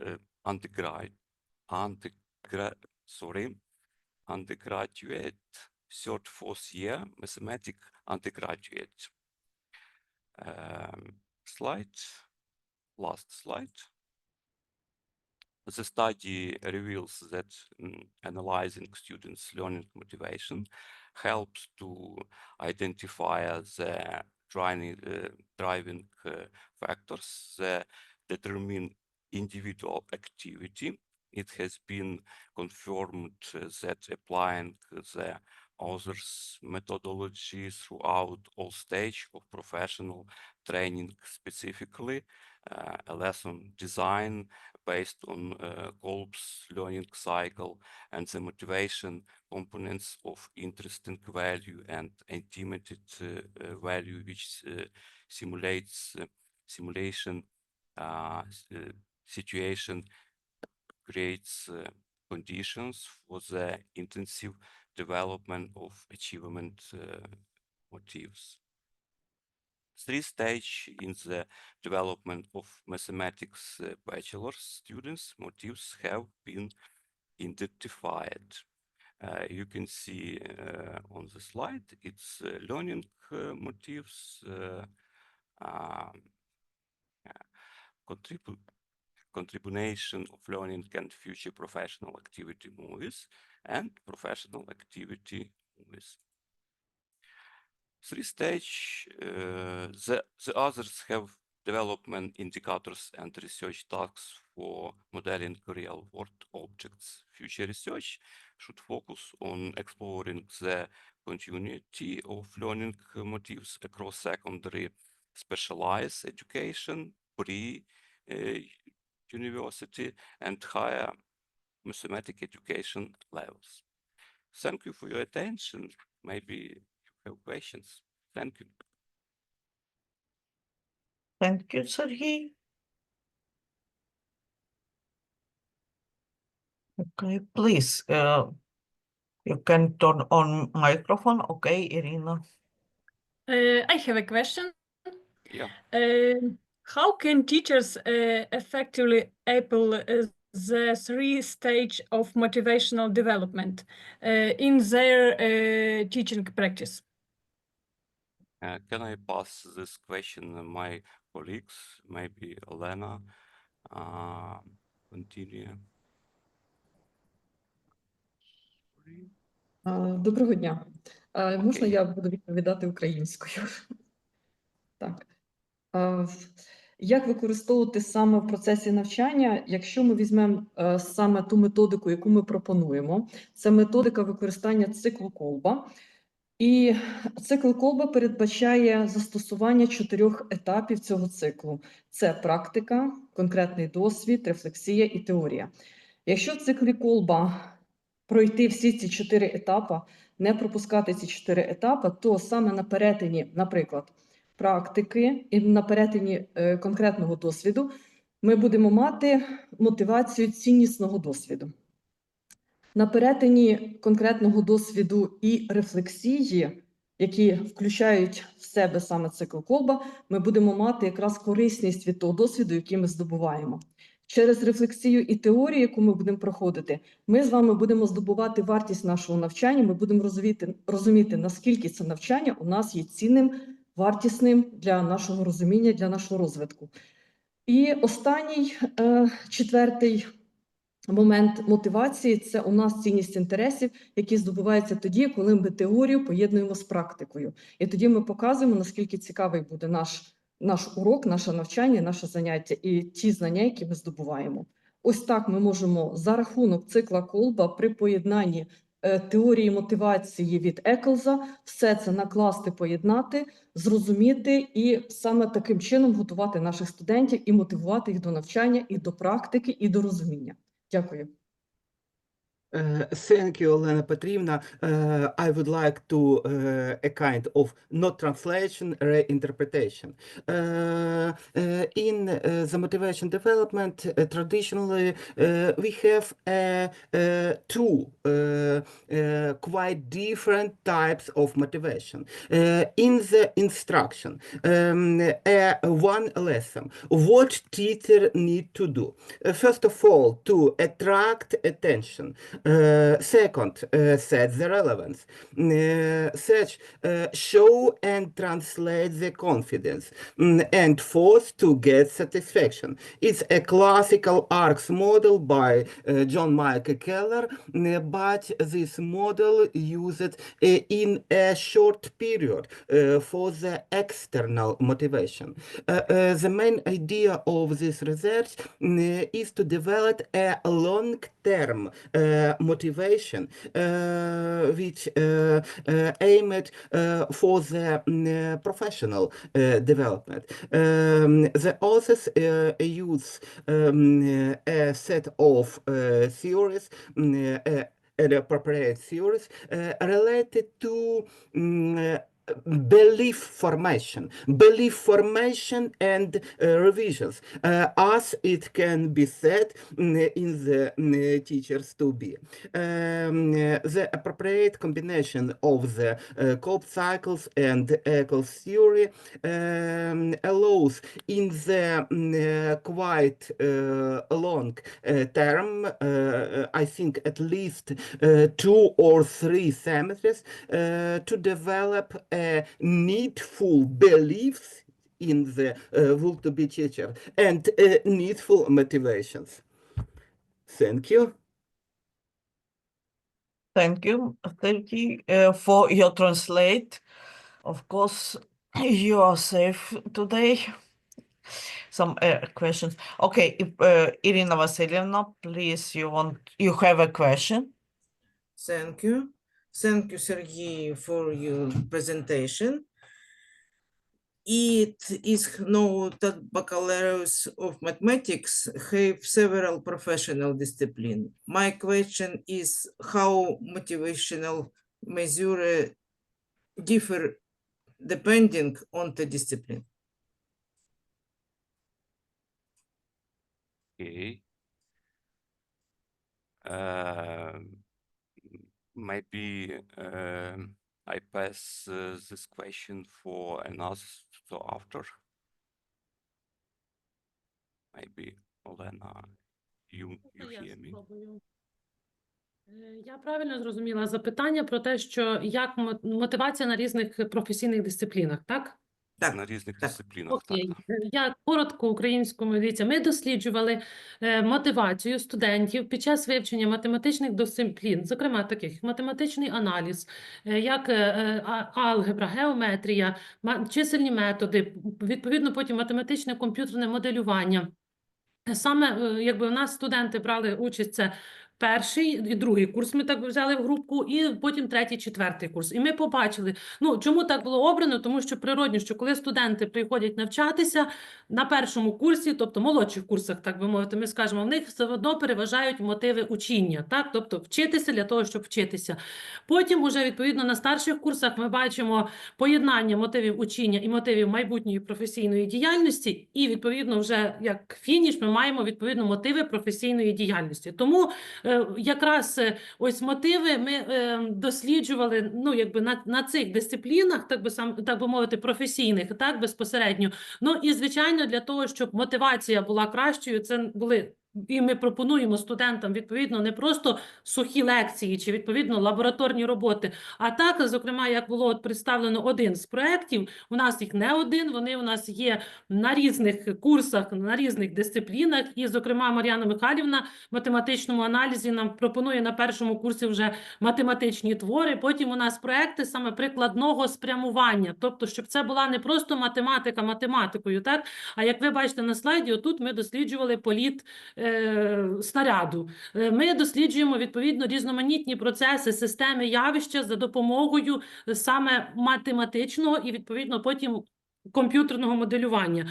Тому якраз мотивацію ми хочемо поєднати, що математика – це не просто формули, не просто, ну, якби, ну, наука, а це, відповідно, якби наше оточуюче середовище, де ми можемо математичні, скажімо так, теорії, концепції показати на конкретних, відповідно, явищах, процесах, системах.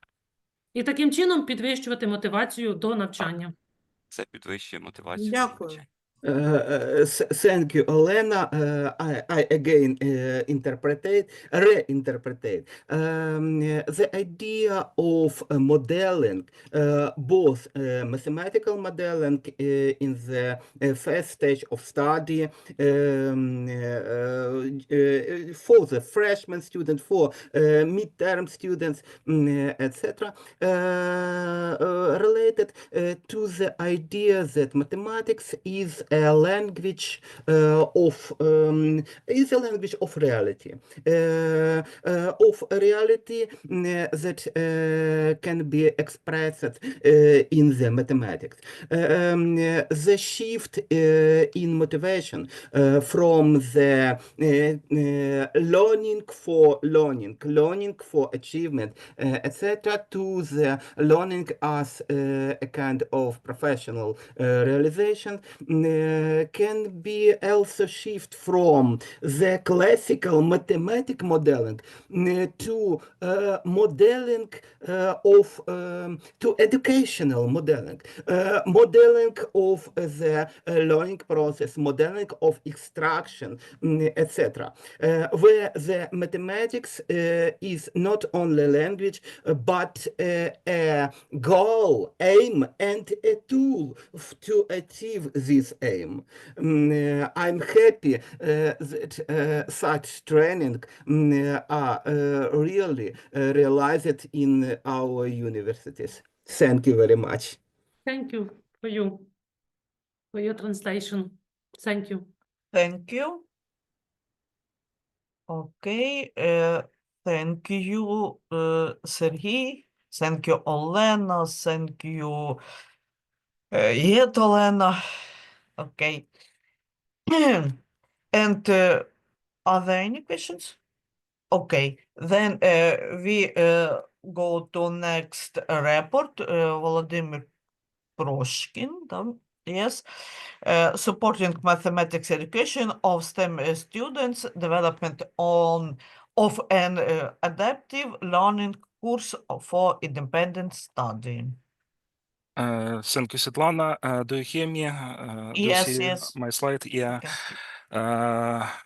I'm pleased to present the result of our research named Supporting the Mathematical Education of STEM students, development of an adaptive learning course for independent study, and the author of this research are Maria Stafieva, Oksana Glushak, Oksana Litvin, Svetlana Semeniaka, and Volodymyr Proshkin.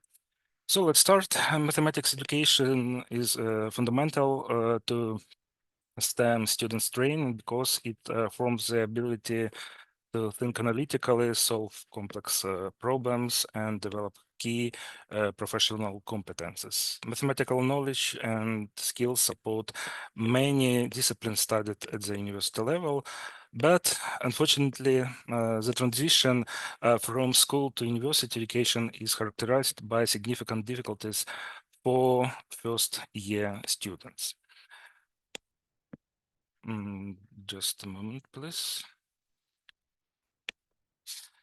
Do you see my second slide? Okay, thank you.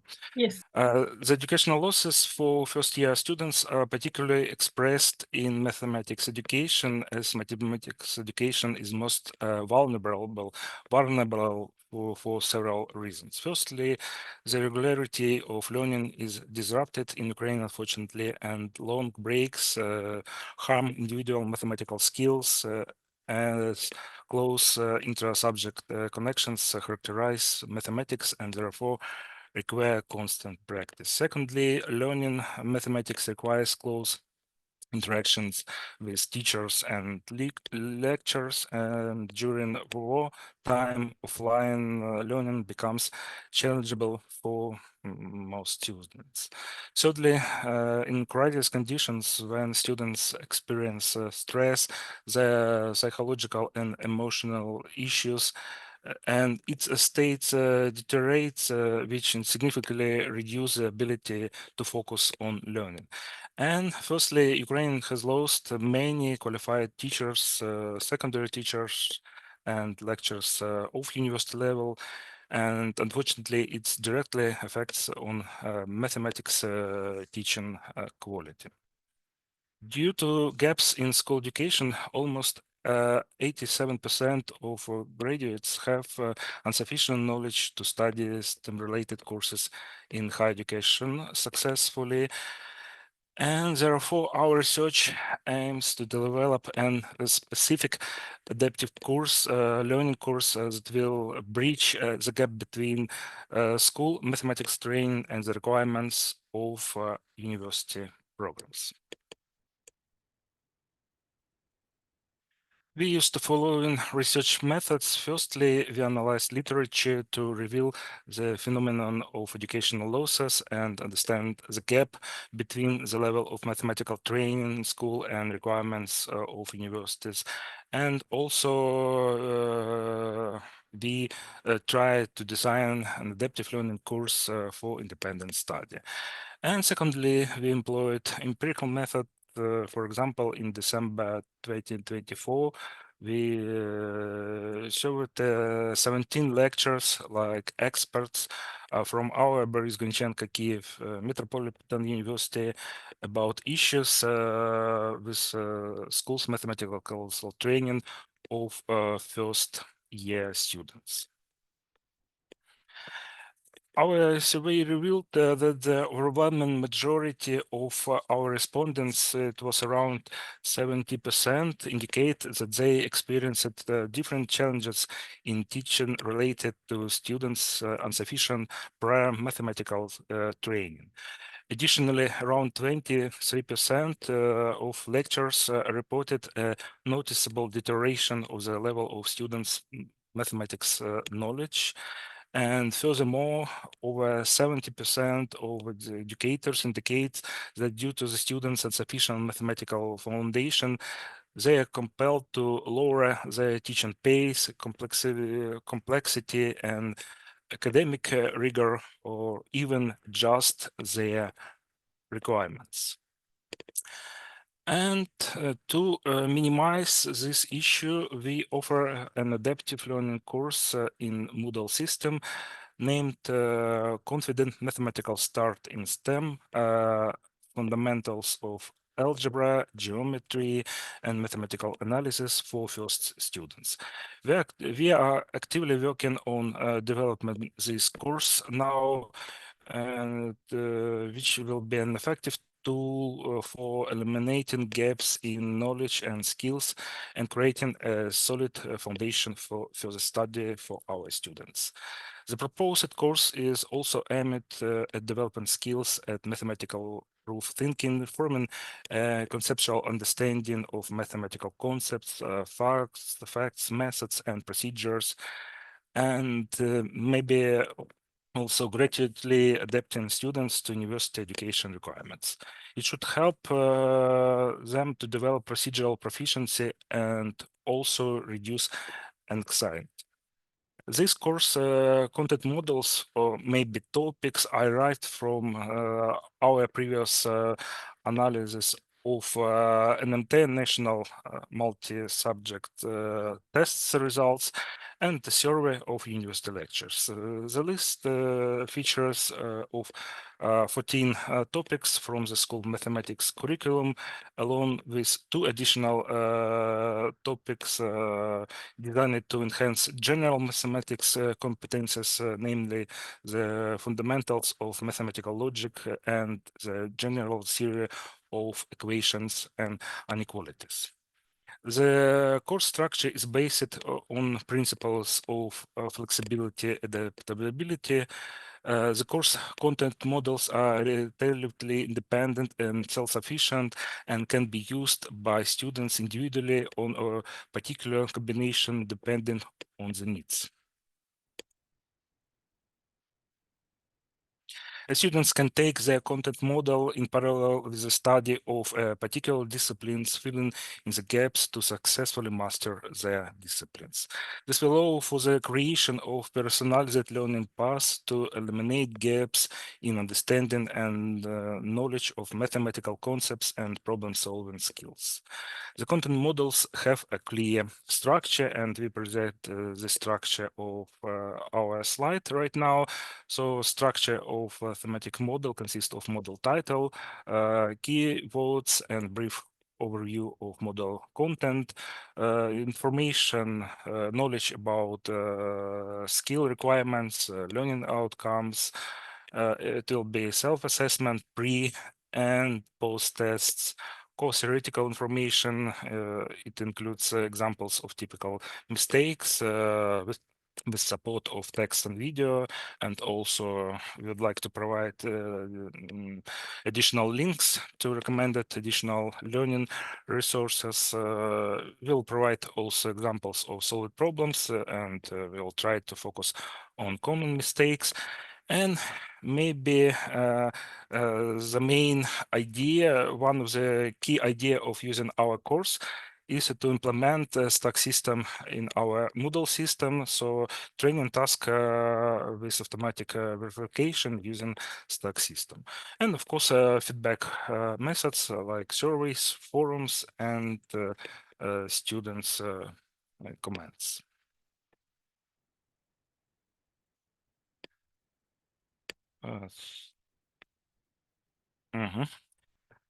The practical part of the content model includes solved examples of key tasks, emphasizing typical or possible mistakes, and training exercises. Training exercises and tests are automatically verified in Stack, and we prepared a screenshot of one of the mathematics problem and demonstrate right now. Using the stack system for computer-based testing allows us in particular randomly generate tasks and automatically check them, which saves us, like educators, a lot of routine and technical work. What else? Develop adaptive step-by-step tests when tasks or maybe questions are not fixed linearly, as task of the next stage is automatically generated depending on the student's answer at the current stage. What else? Enable dynamic interaction, such an object movement in GeoGebra, which offers clear advantages over static images. support different answer formats, including text, formula, mathematical expression, graphs, and so provide feedback and comments on answers on each stage and the test result in general immediately without any specific delay. Developed multi-level task in which students can receive instant feedback and explanations for each solution stage. And we believe that will help them gradually improve their skills, understand their mistakes, and correct their understanding of mathematics problem. And of course, we'd like to support as using inquiry-based learning like main key pedagogic strategy during our research. So right now we may state about a huge gap in the transition between school level of mathematics and requirements of universities. It's a real obstacle, a huge problem to successful education of students at the university. Our main idea is development an electronic adaptive learning course to support such students with integrating of stack system. So we plan to develop this course and provide and implement this course in different universities in Ukraine and abroad, and in future, of course, analyze the impact and effectiveness of this course in our theory and practice. And also happy to present our Grychenko team: Maria Stafyeva, Oksana Glushak, Oksana Litvin, Svetlana Semyaka, Volodymyr Proshkin, and thank you very much for your attention. Okay, thank you, Volodymyr. Thank you, your teams. It's really, for my opinions, it's a very interesting experience, and I can pleasure try to abort using it abort. Okay, there are questions from Pani Irina Vasilyevna, please. Thank you very much, Volodymyr, for your presentation. I have a question. What are main difficulties that first-year STEM students face when transitioning from school to university mathematics? Thank you very much for your question, Pani Irina. To be honest, this problem of transition between school level of mathematical education to university level is not new, and we know about many research they were conducted maybe 20 or 30 years ago about such problem. And author highlighted three main maybe characteristics, features of such problem. The first is cognitive.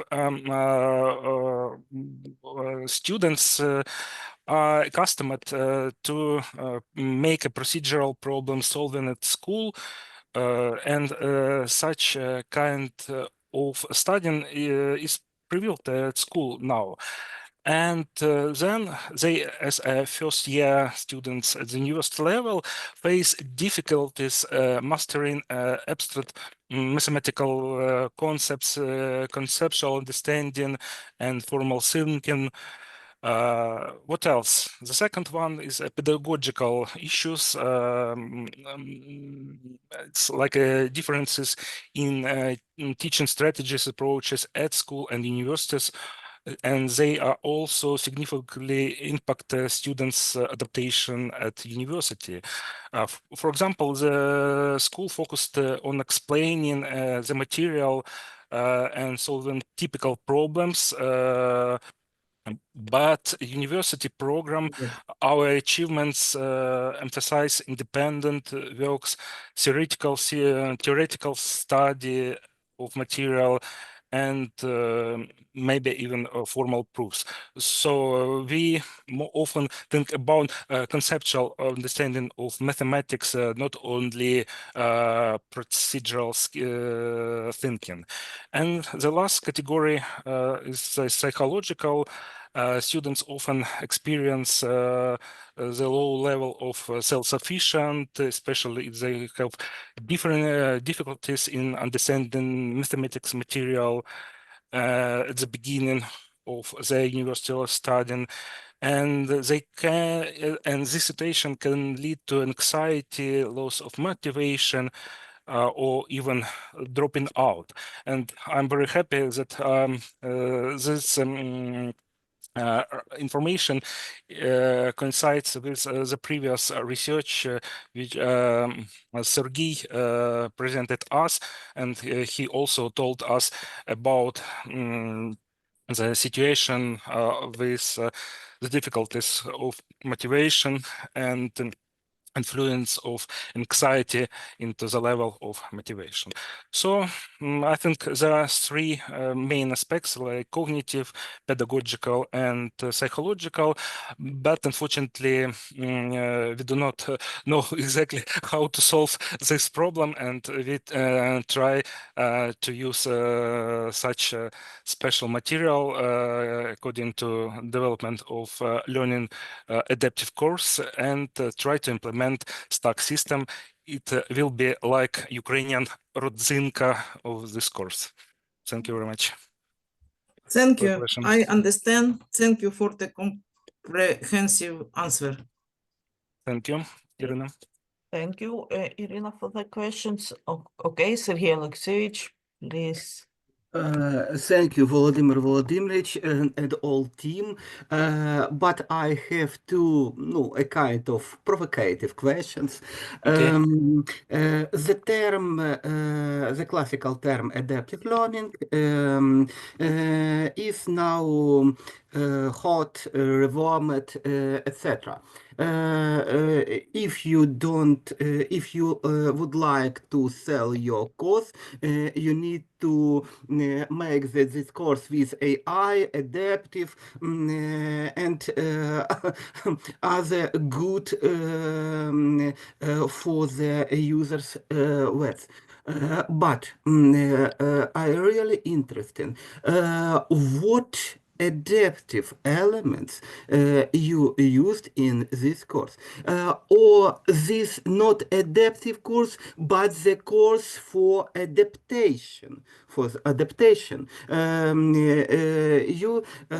say that this course might decrease the level of students dropout for the freshman students. It's a first question. What adaptability tools you used really in the so-called adaptive learning course? And the second question, our experience, our joint practice shows that the inquiry-based learning can be effectively realized when you use infinite time and infinite resources. But in real limitations, especially in the short adaptive course for the freshmen, I'm interested which levels and elements of inquiry you can achieve. Thank you. Thank you very much, Sergey Alexeyevich, for your questions. Of course, maybe it's much better to say about adaptive features of such course for first year students, and maybe the main idea of this course will be on the level of flexibility. I mean that each student can take only one specific or some specific models, not to use all course. So it will be like a puzzle, like a transformer. So I need specifics I need specific knowledge from, for example, 2, 3, or 4 additional topics from secondary school, and I use this information from that course. If we say about inquiry-based learning, to be honest, maybe I'm not happy to provide you an answer, but because to be honest, I don't know.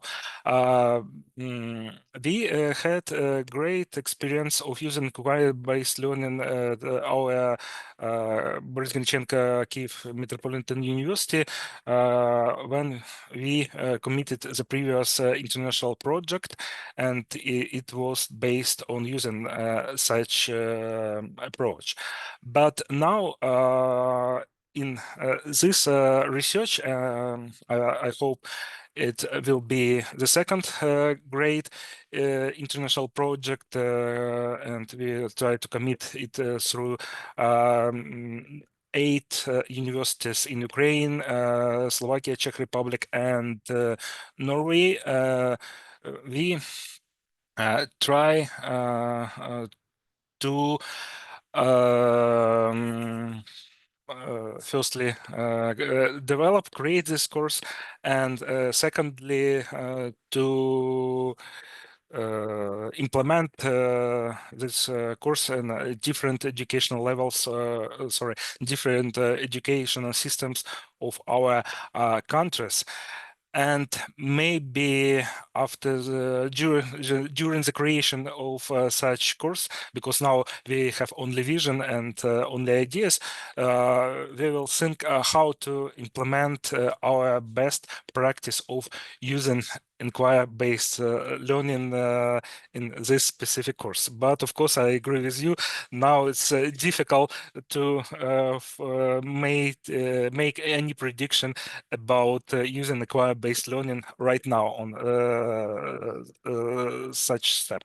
To be honest, we wait the solution, the decision of European Committee, because it will be a great Erasmus project, and after that, maybe we will think about inquiry-based learning. Thank you very much for your question. Thank you, Volodymyr Vladimirovich. I would like to success in your both a classical, a scientific research, and both your finding search. Will your budget will be always great for any kind of research? Thank you. Thank you, Sergey. Thank you, Volodymyr Volodymyrovich, and thank you, Sergey Alexeyevich. I agree with you. It's very interesting report, and it's very interesting paper. So, are there any questions? Okay. And next question for today. Oh, it's Sergey Alexeyevich Semiryakov. Yes, your report about century of mathematics education at Kryvyi Rih State Pedagogical University. Honor the past shaping their future.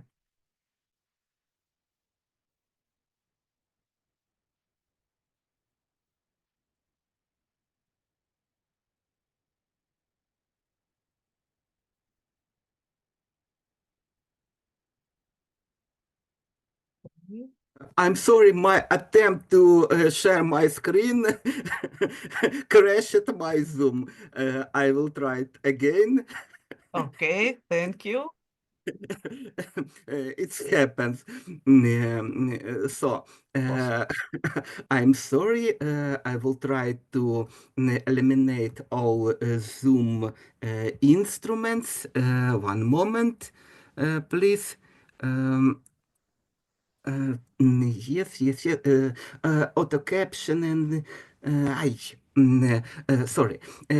So I happy to see all participants and conference organizer for the first time in the conference history. I would like to present our joint talk at the mathematics education session.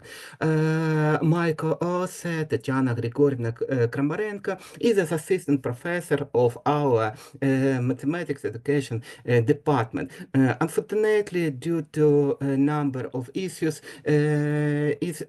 she not he has no now ability to join us. But I would like to present a big research that can be made by Tatiana Grigorievna in the past years. First of all, the result is a personal opinions, deep insight from mathematical education in Kryvyi Rih State Pedagogical University. For years, Tatiana Grigorievna, as a prominent research, make a lot of deep insight in the development of mathematics education in our university. You see a very big, almost 500,000 papers, the materials for this research. So I will try to make some conclusions based on this insight. A century-long journal. This year we celebrate 95 years both the Department of Mathematics and Kryvyi Rih State Pedagogical University. Today I will try to explore its rich history, both educational, social, and even politics transformation in our region, and reflects this lesson how it can shape our future. You know, every personal history is a history of falls and rises. In my personal history, a history of big and small fails. But what is past the personal history? How personality in the during a long time can shape a real education landscape. Our research was guided 5 key questions that help us structure the historical analysis conducted by Tatiana Grigorievna. First of all, we looked at how the department's organizational structure, curriculum, and teaching approach evolves over the past century. Second, we defined the key figures who led the department and made significant contributions to mathematics education and research during this period. Third, we examined how the department navigated through major upheavals in Ukrainian society, particularly World War II and the Soviet and post-Soviet transition. Fourth, we analyzed the department's engagement with the local communities and its collaboration with international, national, and regional partners.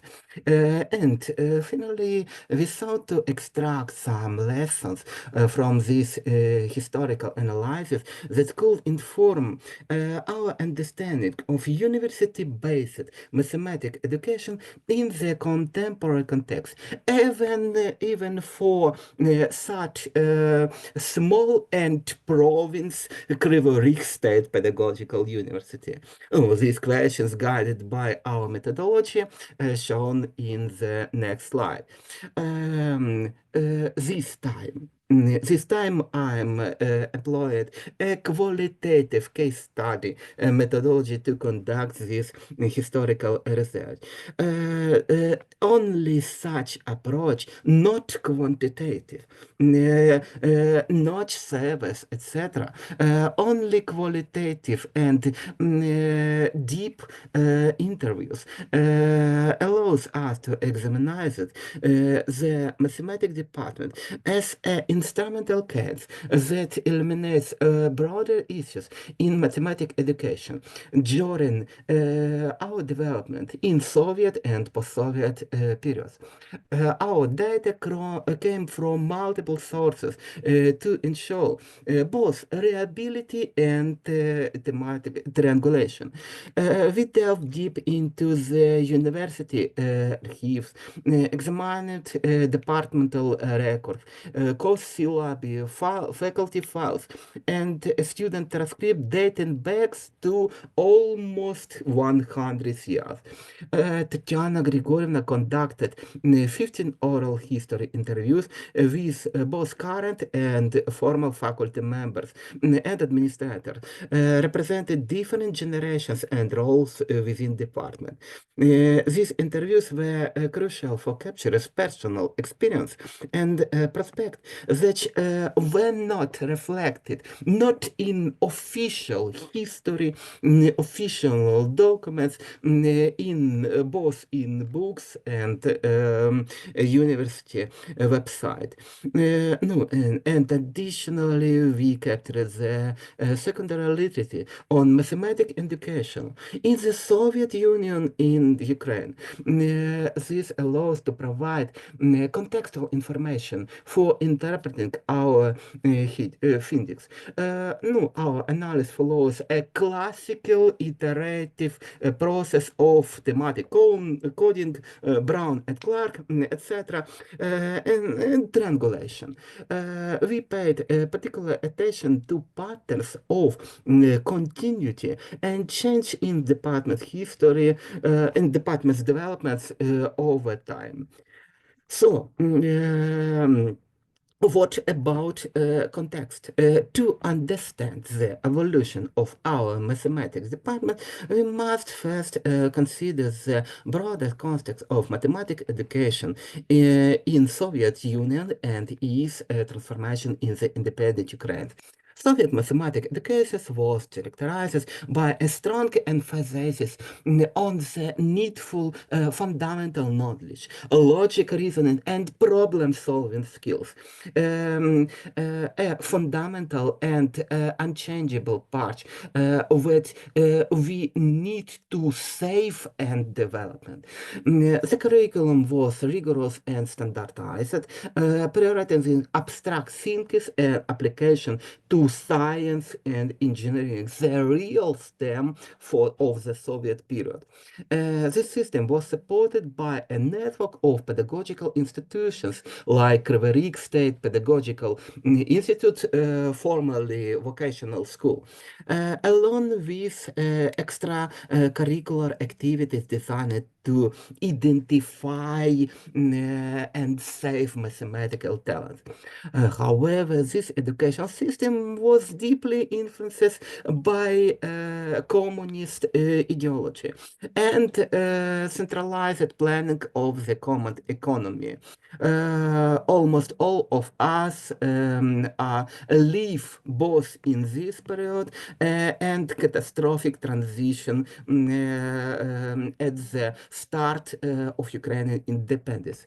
At this period, mathematics teachers were expected not only to impact subject knowledge, but also to instill moral values in their students. A real competence approach, but this values was a communist values, but we have a deep integration mathematics with industry, with fundamental knowledge and ideology. But the collapse of Soviet Union in 1991 year ushered in a new era of not transformation, uncertainty. The post-Soviet period is a time of great academic freedom, international collaboration, access to new technologies and resources. From another side is a time of low budgets and big uncertainty. It poses significant challenges, included first of all, disruption in funding, a brain drain of talented mathematics educators and other qualified and even qualified workers, and the need to redefine the purpose and the identity of mathematics education in context of Ukrainian national identity. Almost all of us can remember the times of humanitarian mathematics, humanitization, etc. It's not for time, only 20 years ago. This slide explores deeply this complex historical circumstance, which maintains its commitment to the main goal of our department, the excellence in teaching and excellence in mathematics research. You see that mathematics department was established in early 1930s as a part of Kryvyi Rih Institute of Vocational Education, then Kryvyi Rih State Pedagogical University. That's why this was a broader initiative of the Soviet government to expand access to pedagogical training and professionalize the teaching forms in Ukraine. The first head of mathematics department was Professor Lev Antonovich Kareta. Under his leadership, the department established a strong curriculum that emphasized solid foundation, both in calculus and, as Volodymyr Radinovich says, mathematical analysis, algebra, geometry, as well as mathematics didactics, mathematics pedagogy and teachers methods. Despite limited resources and political instability this period, Kareta was repressed, along with almost all physics as mathematical faculty at the end of 30 years.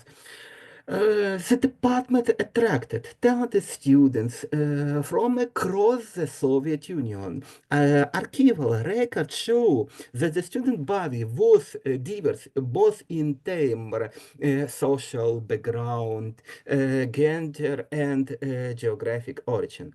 The outbreak of World War II, a classical as we think in 1941 year, brought significant challenges and disruptions. Many students and faculty members were mobilized for military service or evacuated, while the institute facilities was particularly damaged. Yet, even in these difficult circumstances, the department striving to maintain its educational activity. In fact, we have a modern split, like in Lugansk State University. During the war, Kryvyi Rih State Pedagogical University continued to work under occupation, fascist administration, and in evacuation. We may don't agree with this, but it's a real circumstance of that period. In the post-war years, the Institute and Mathematics Department played a key role in reconstruction and renewal. The return of demobilized soldiers and evacuees in this period, enrollment significantly increases. And it was a time of expansion of the faculty and its facilities.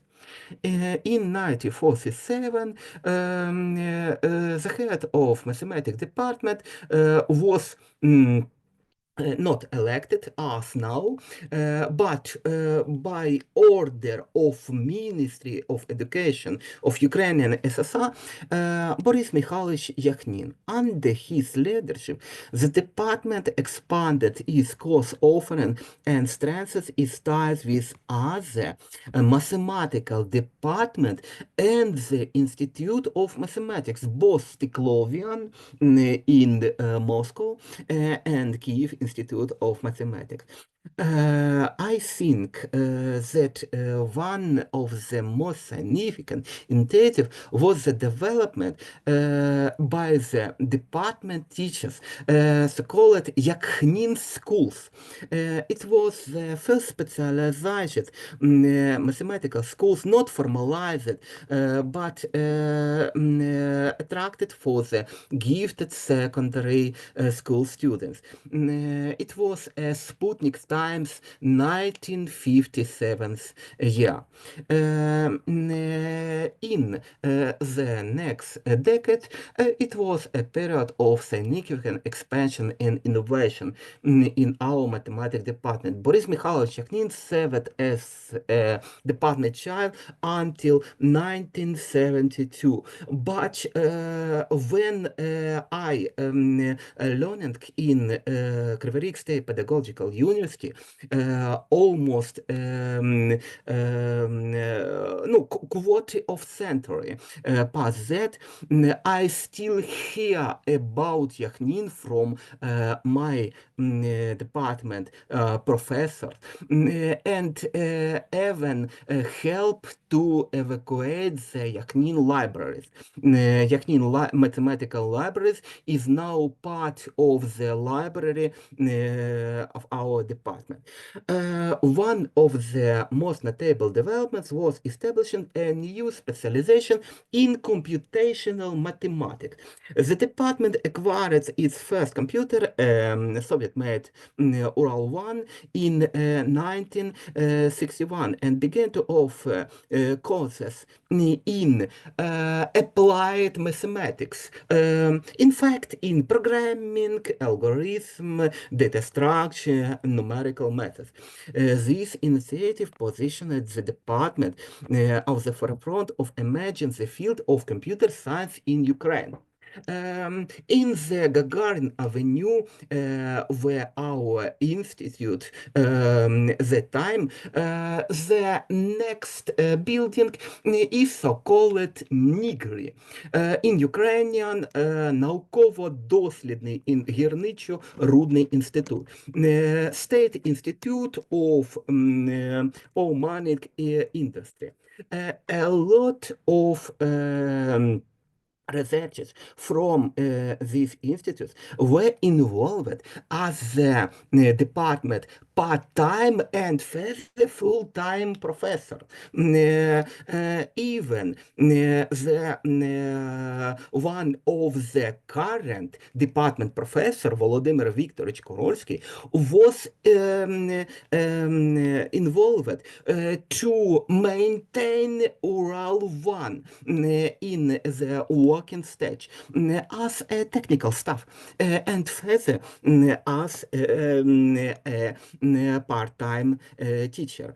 This period also saw growth research, particularly in mathematical physics and theory of function. In this period at our Department of Mathematics and further in Department of Physics worked Arnold Yefimovich Kiev, also known as Eric Kiev,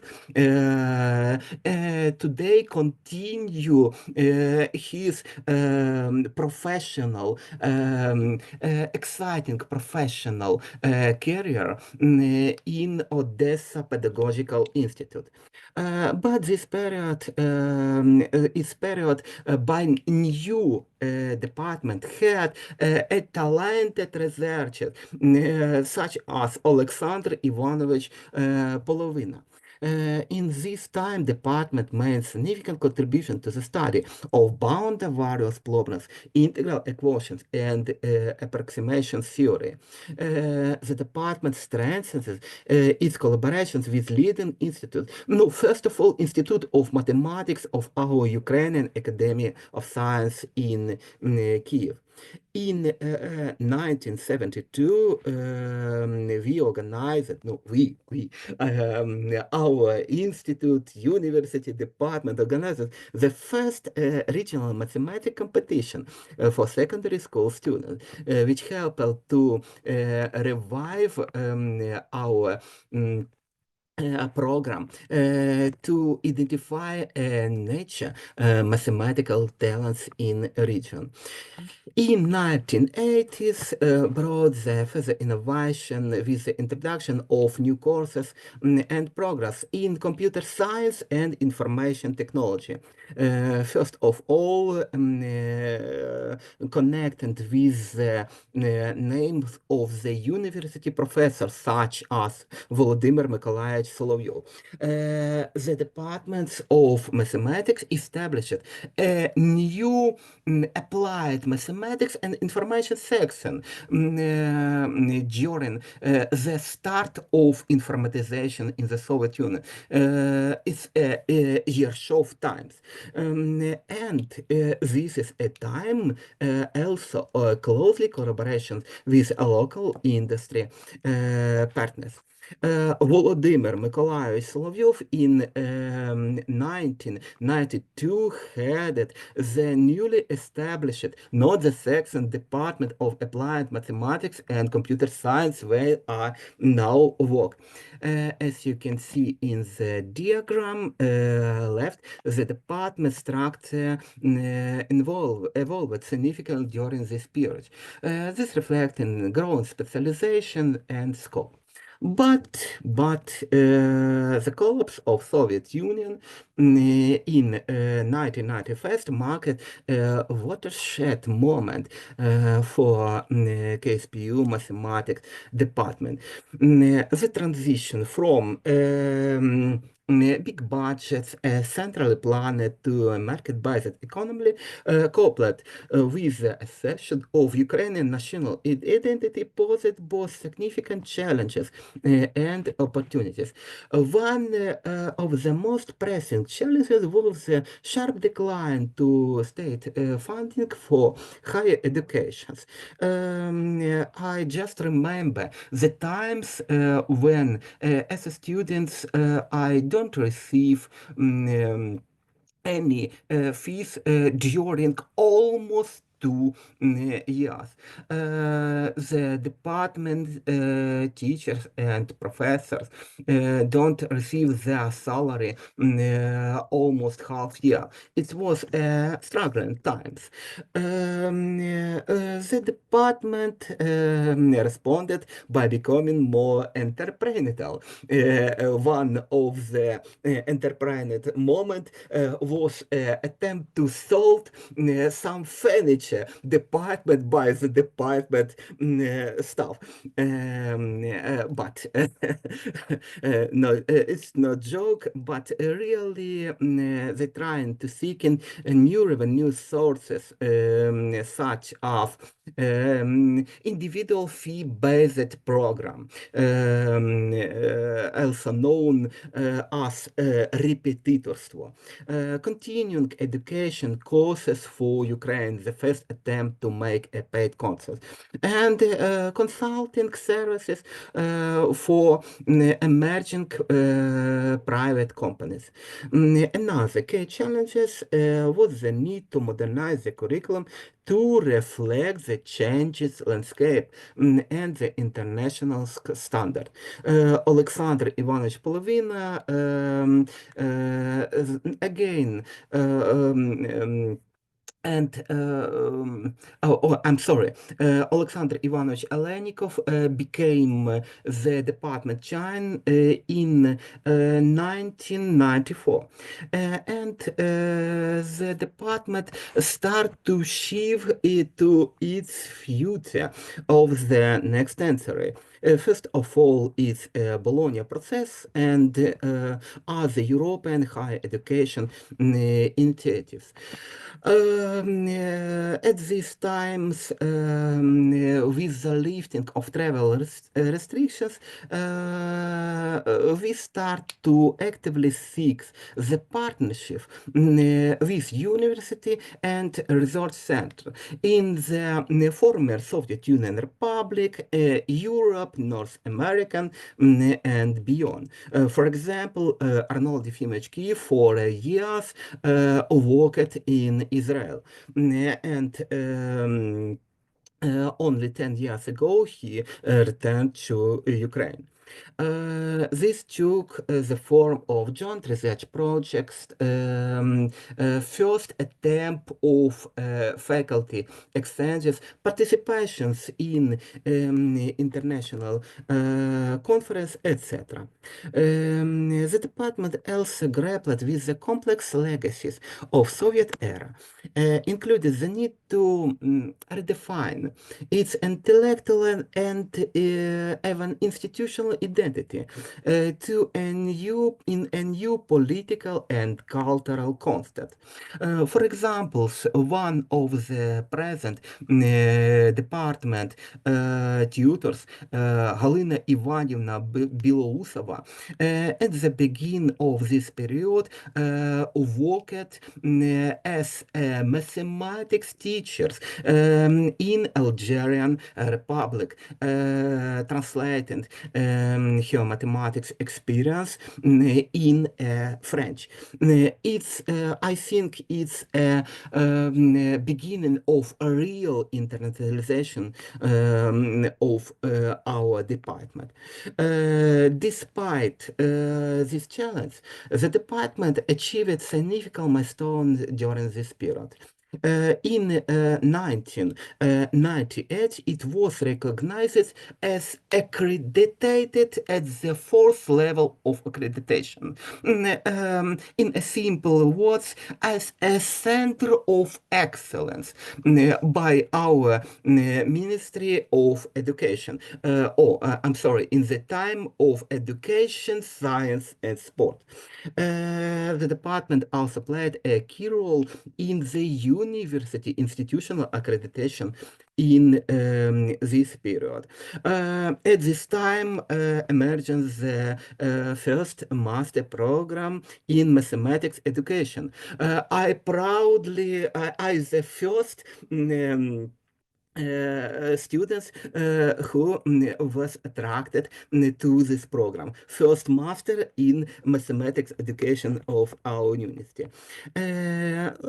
Was alone another initiative, etc. But we have a time restriction. So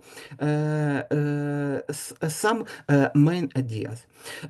Through its history, mathematics department has played a vital role in promoting mathematical and further digital literacy and excellence in Kryvyi Rih region, Ukraine, and beyond.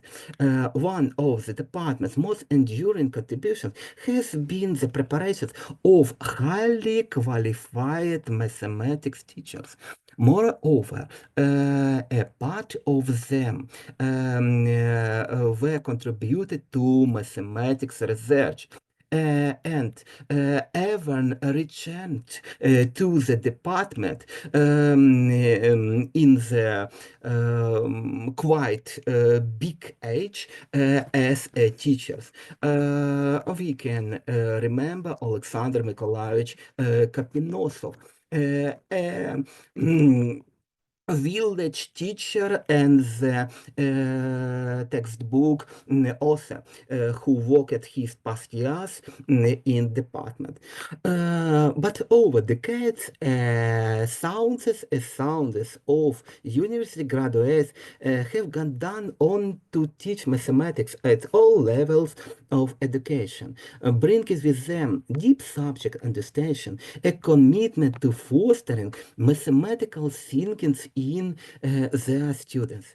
The department has also been instrumental in developing mathematical curricula and teaching material. For example, in 1960s and 1970s, faculty members worked with the regional department of education. With the Ukrainian Ministry of Education to develop new textbooks and related results. Also, together with the Institute of Pedagogy. More recently, the department has been involved to creating the digital learning platform, such as online mathematics schools, Katerina Volodymyra Vlasenko can say more about it.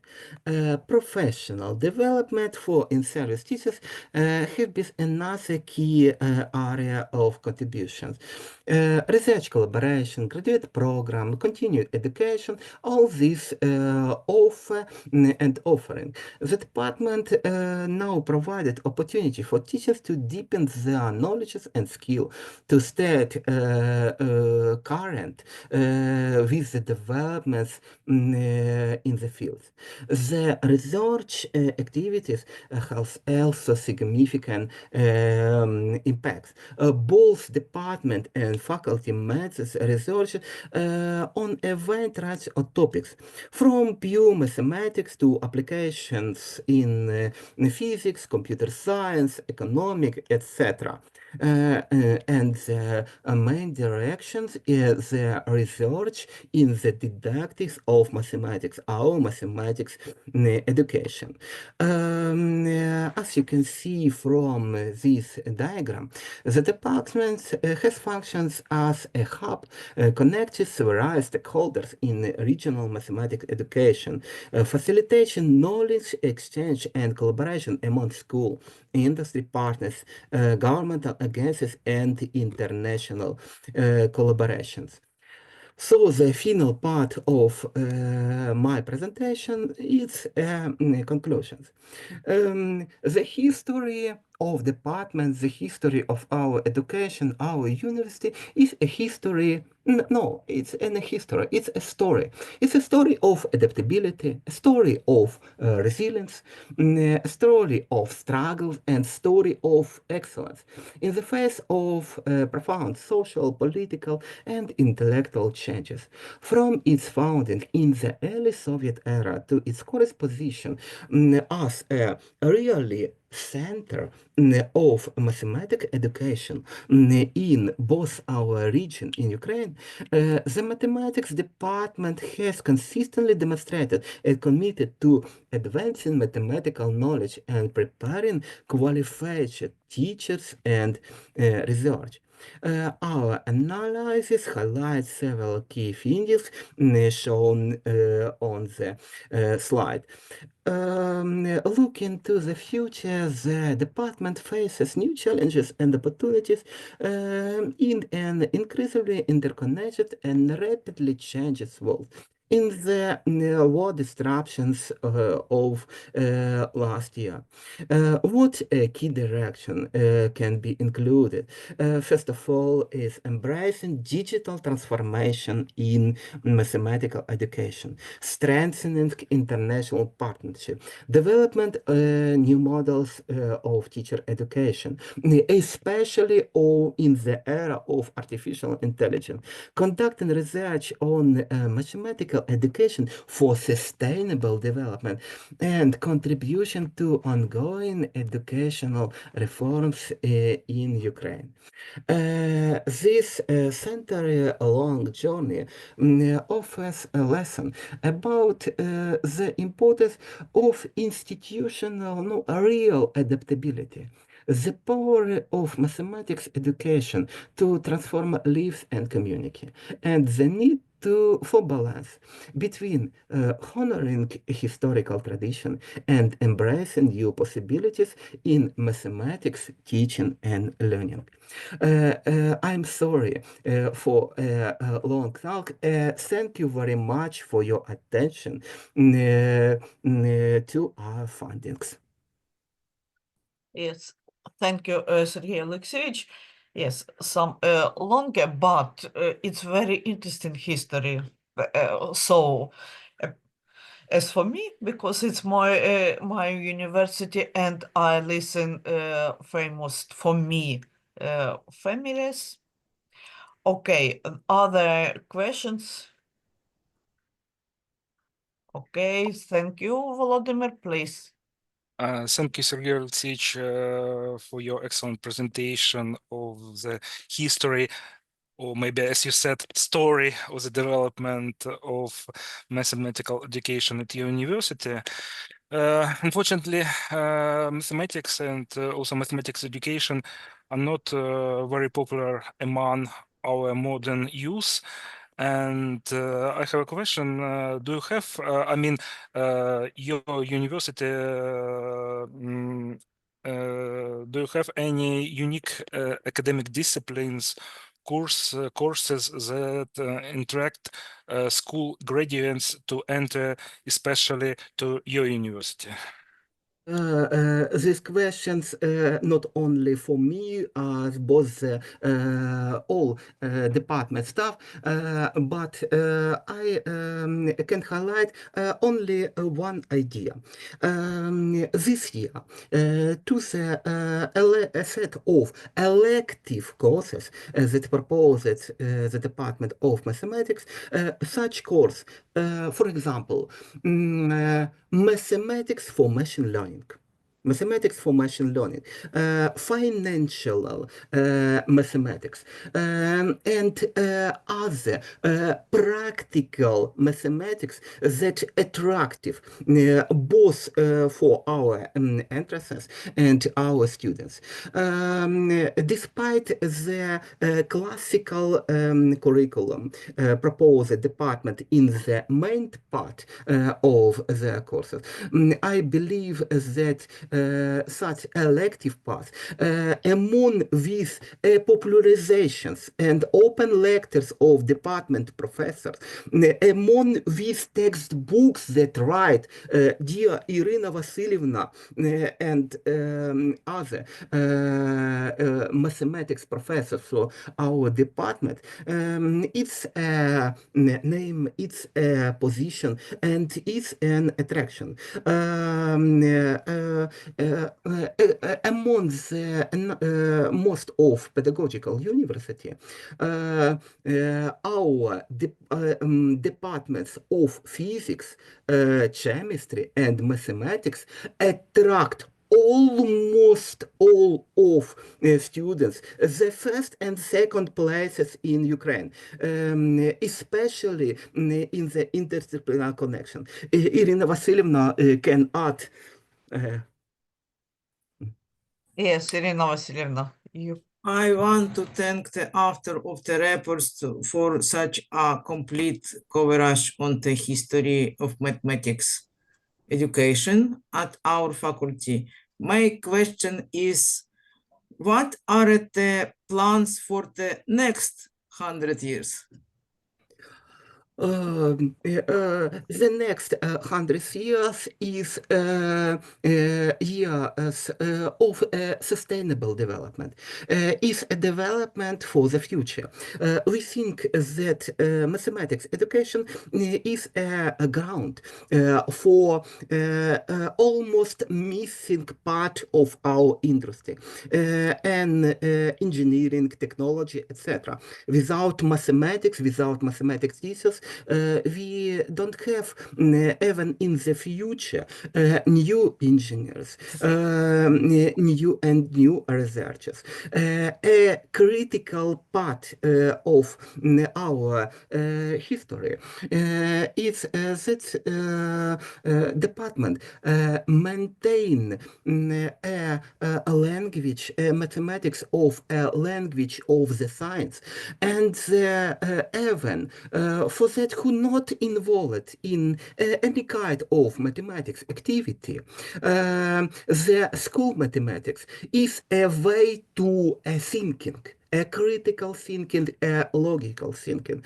A lack of thinking, it's a worst decision that do our people. And you know, some political decisions that were made last years due to a lack of mathematics. I think that sustainable development of mathematical education can make our society a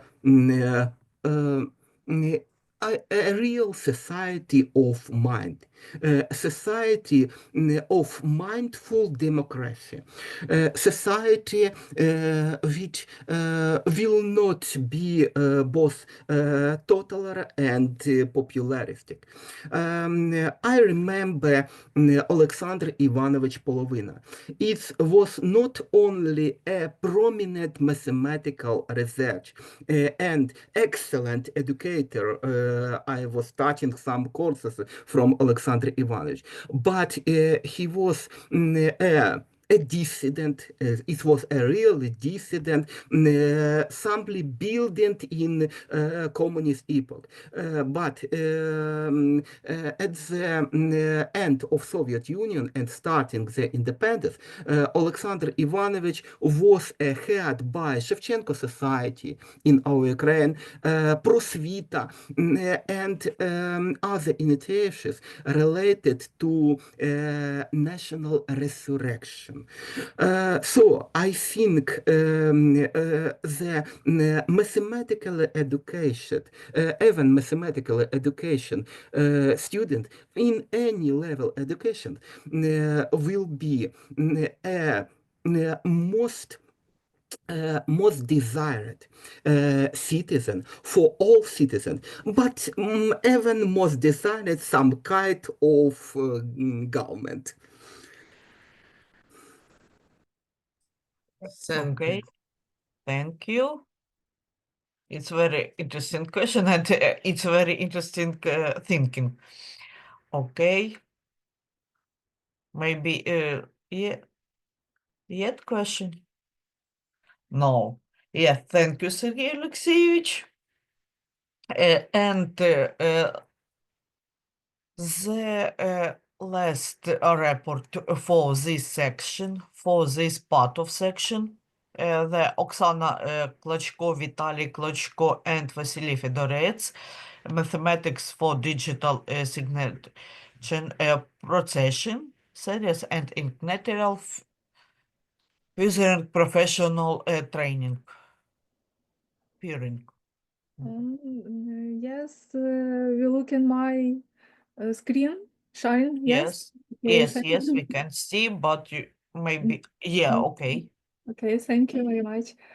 Dear colleagues and dear conference organizers, thank you for the opportunity to present the report. Dear colleagues, we bring to your attention a report on the topic Mathematics of Digital Signal Processing Series and Integrals of Fourier in Professional Training. The authors of the study are Vitaly Klachko, Oksana Klachko, and Vasil Fedorets. In modern digital education, related both fundamentalization and practical orientation, concretization and integration of mathematical and technical knowledge are system organizing for the professional training of the future engineer. In training the future engineer, we paid special attention to his study of the Fourier series as a fundamental mathematical regularity, the knowledge of which is effective of describing, modeling, and researching various technical, social, cultural, or natural processes in objects.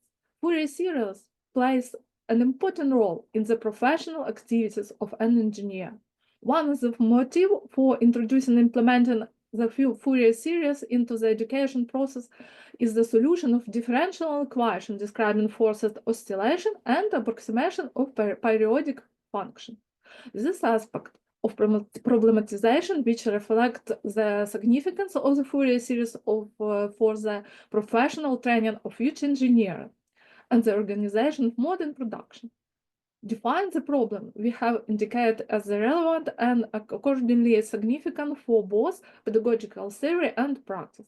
Therefore, the purpose of the research is to investigate methodological strategies and practice of using series and integrals of Fourier in the professional training of the modern specialist for digital signal processing.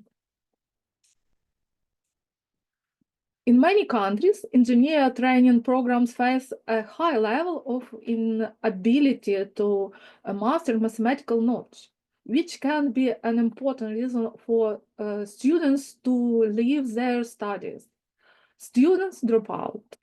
Some engineering students consider mathematics irrelevant as something that distracts attention from engineering subjects. Therefore, the goal was to analyze and ensure the teaching students such complex concepts as a Fourier series.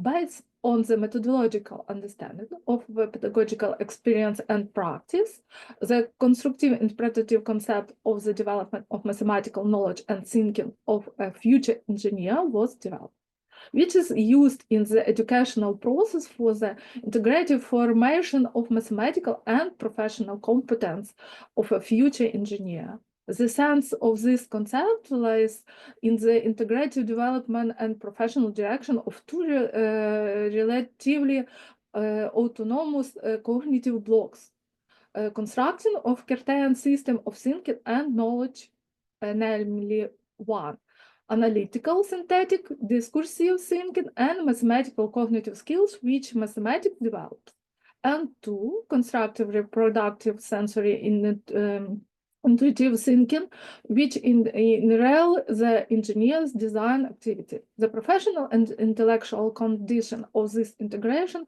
of the actualization of interpretative and innovative thinking, as well as a creative potential of the individual.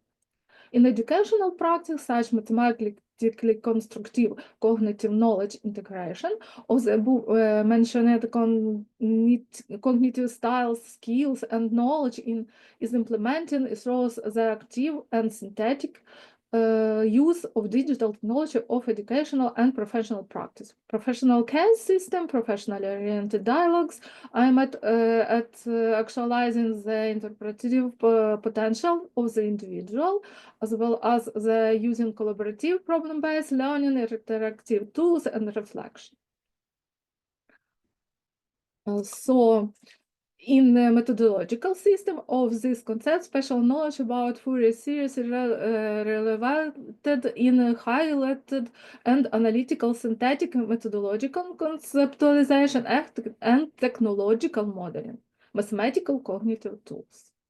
This contributes to the formation of the cognitive potential of the future engineer and above all is aimed at the development of his professional thinking as a relevant component of his professional competence. Intellectually, constructive and analytical synthetic potential of special knowledge about Fourier series are revelated, interpreted, professionally directed on the base in the application of visualization and animation technologies.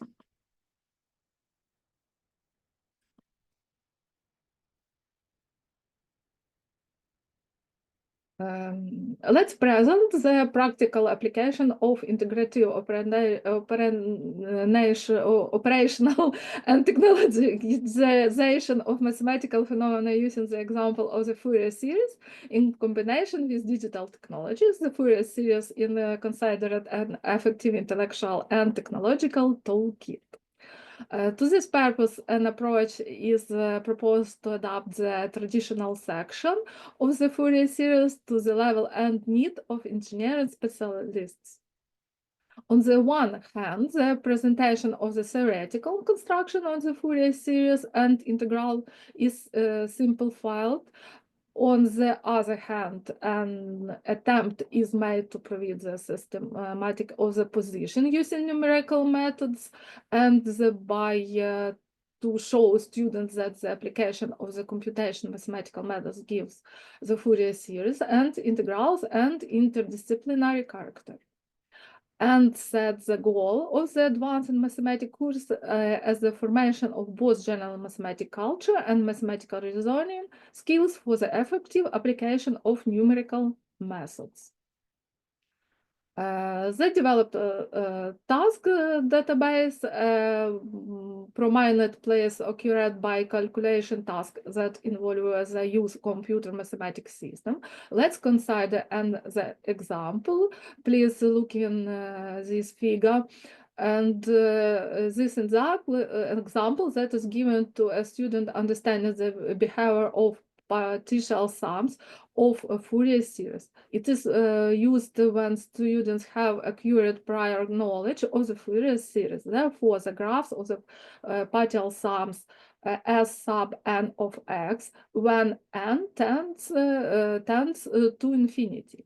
In the vicinity to the breakpoint, the foculated with a fairly large amplitude. This behavior of the Fourier series leads to errors in their application if the Fourier coefficient do not decreases faster than n-3. In order to suppress such distributions, data windows are used. Figure 1 shows the process of synthesization of a periodic signal f of t from rectangle pulses by the partial sums of the Fourier series as sub n of t. The figure 1 clearly shows the emergence of the Gibbs effects, wave-like oscillation at the peaks and throws of the pulses.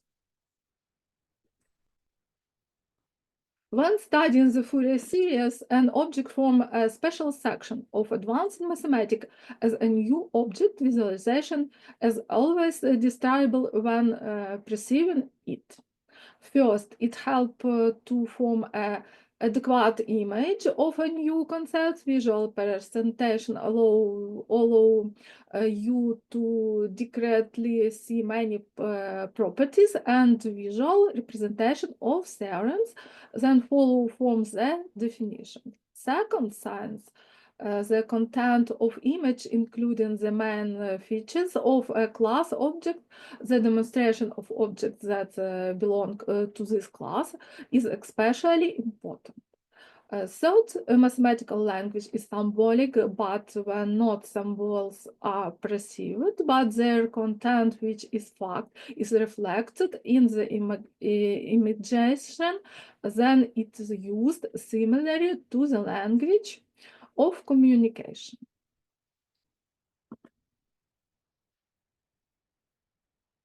In the process of forming the structure of subject concepts, the main activity of students was search activity the component and the result of which the ability to construct Fourier series of the function f of t with their various structures, amplitude and phase spectra of signal and to estimate using computer mathematics systems the approximation of signal path sums of Fourier series.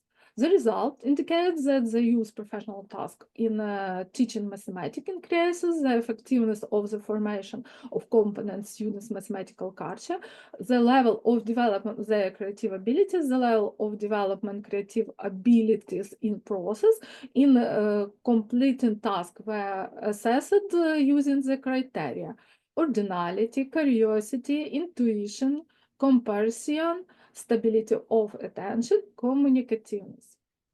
As a result of the experimental data in the study showed that when using the process technologies and techniques, the indicators of high level of formation of mathematical and special components are there times higher than with the traditional approach.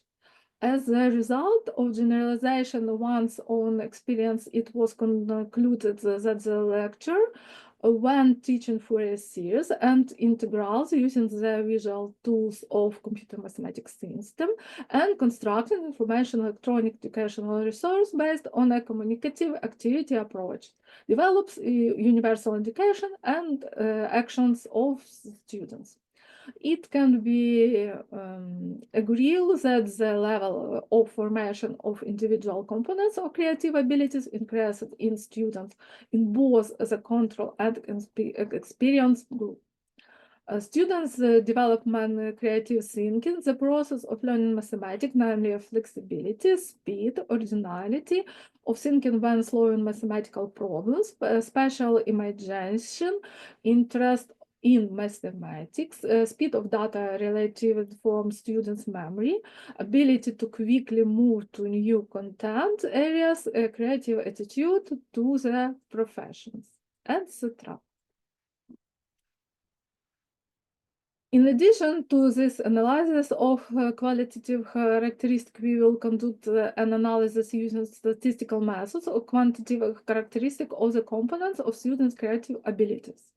For this purpose, two-factor tables of the future were constructed based on the performance of final control work and taking into account the result of exam.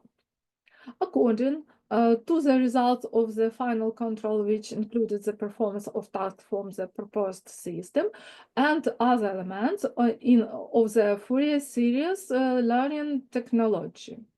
We will test the statistical hypothesis R sub 0 about the absence of the significant difference in the indicators of the quality of knowledge of students in the control and experimental group. We'll use Fourier series angular transformation. Hypothesis high H sub 0 is rejected and hypothesis H sub 1 is accepted. That's the proportion of students in whom the effect in found the use of the proposed system of task and other elements of the Fourier series learning technology affects the development of the creative abilities of future specialists. In conclusion, the effectiveness of technology for forming the concept of Fourier series and integrals and their application based on the technology of visual modeling in the mathematical training of engineers in modern condition of digital transformation of approach to creating visual content and during the study of advanced mathematics based being experimentally confirmed. And according to the constructive interpretative concept of the development of mathematical knowledge and thinking of a future engineer. Methodological and conceptualization knowledge in the training of future engineers, special knowledge about Fourier series, which is integrated with visualization and animation technologies and presented is significant cognitive knowledge and visual technology factors in the formation of professional thinking. Thus, the hypothesis of non-random changes in the levels of educational activities in studying the concept of Fourier series and integrals and their application to solving applied problems in confirmed. It has been proven that his methods of forming professionally oriented mathematical competence using computer mathematics system ineffective. After analyzing the result of the experiment, it was determined that there are a positive learning dynamic aimed in the development of special mathematical knowledge and the formation of creative abilities, which is implemented by using Fourier series and integrals. Computer visualization technology in the educational process, the dependence between the level of formation, knowledge and skills, and the number of basic concepts analyzed by students.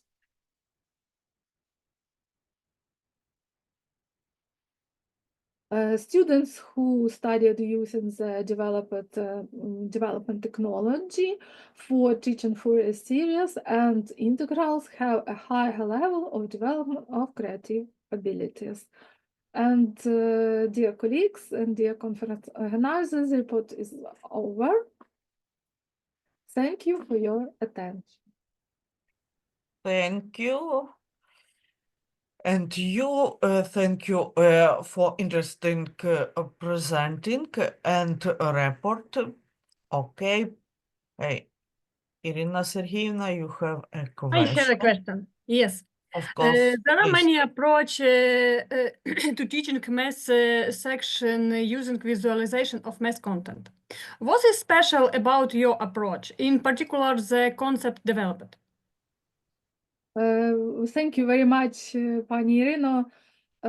This concept differ from traditional approaches in that is purposeful, actualized in the integration of constructive and mathematical thinking into the holistic tool, professional competence based on the system recognizing cognitive factor, interpretative and innovative thinking, and the use of digital technologies. And students have stress when use mathematics. Students engineer have stress and use mathematics, and students engineer looking for engineer special toolkits only. And when study theory mathematics and, for example, Fourier series, he has stress, and when you understand this theory, we prepare special task when using visualization and animation, and step by step into our methodics realized students looking how they can search solution with using numerical methods. And high level understanding after this methodics Fourier series, digital process transformation. Yes, thank you very much, Pani Irina. This is very actual. Thank you for your answer. Thank you, Irina, for the question. Thank you, Oksana, for the answer. Okay, are there any questions? Yeah, okay, maybe you're tried yet. Okay, so we must finish it our section, but not finish it the conference. And we are glad to see you in the next section, physical and astronomical education, which start after 2 hours at 50 of Ukraine times. Okay, Volodymyr Volodymyrovich, please, you can say something. Yeah, I would like to say some words. Firstly, thank you very much, Sergey, Svetlana, Irina, for organizing of a very interesting conference in our difficult time. And supporting mathematical education is very essential for all of us. And I was also glad to see my colleagues again, with whom I had previously crossed paths in the PhD vivas and maybe previous conferences. And I also very happy that today we did not touch at all very modern and popular topic about using artificial intelligence in mathematics and mathematics educations. And I think this means that we have our own additional potential to create something new and not only to generate. And thank you very much. Thank you, Volodymyr Vadimovich. 2 or 3 days ago, Terence Tao, well known for all of us, established his own YouTube channel. And the first video, or second, no, at the beginning of the list, you will find that Terence Tao used Claude and ChatGPT to establish the theorem proving how this large learning model can help to the human to structure the proving. And this Terence Tao. So I think that when the professional mathematician used such tool to increase their mathematical productivity, that our it will be aim and goal for all of us. Thank you, Vladimir Vadimovich. Thank you, Sergey Alexeyevich. Thank you. Irina Vasilyevna, Thank please. you very much for all our friendly and interesting conversation and communication. Okay. Thank you. Yes, you're right. Today was very interesting themes. As you know, in this conference every year, and we are glad to see you in the next section and in the next conference, maybe next year. Yeah, Sergey Alexeyevich. Yes, Yes, okay. every year, Every without any skip. Okay, thank you for everybody. And see you at the next section. Yes. Thank you very much for Thank See you. Thank this you. conference. Thank you. Conference organizing. Thank you very much. Thank you, goodbye. Goodbye.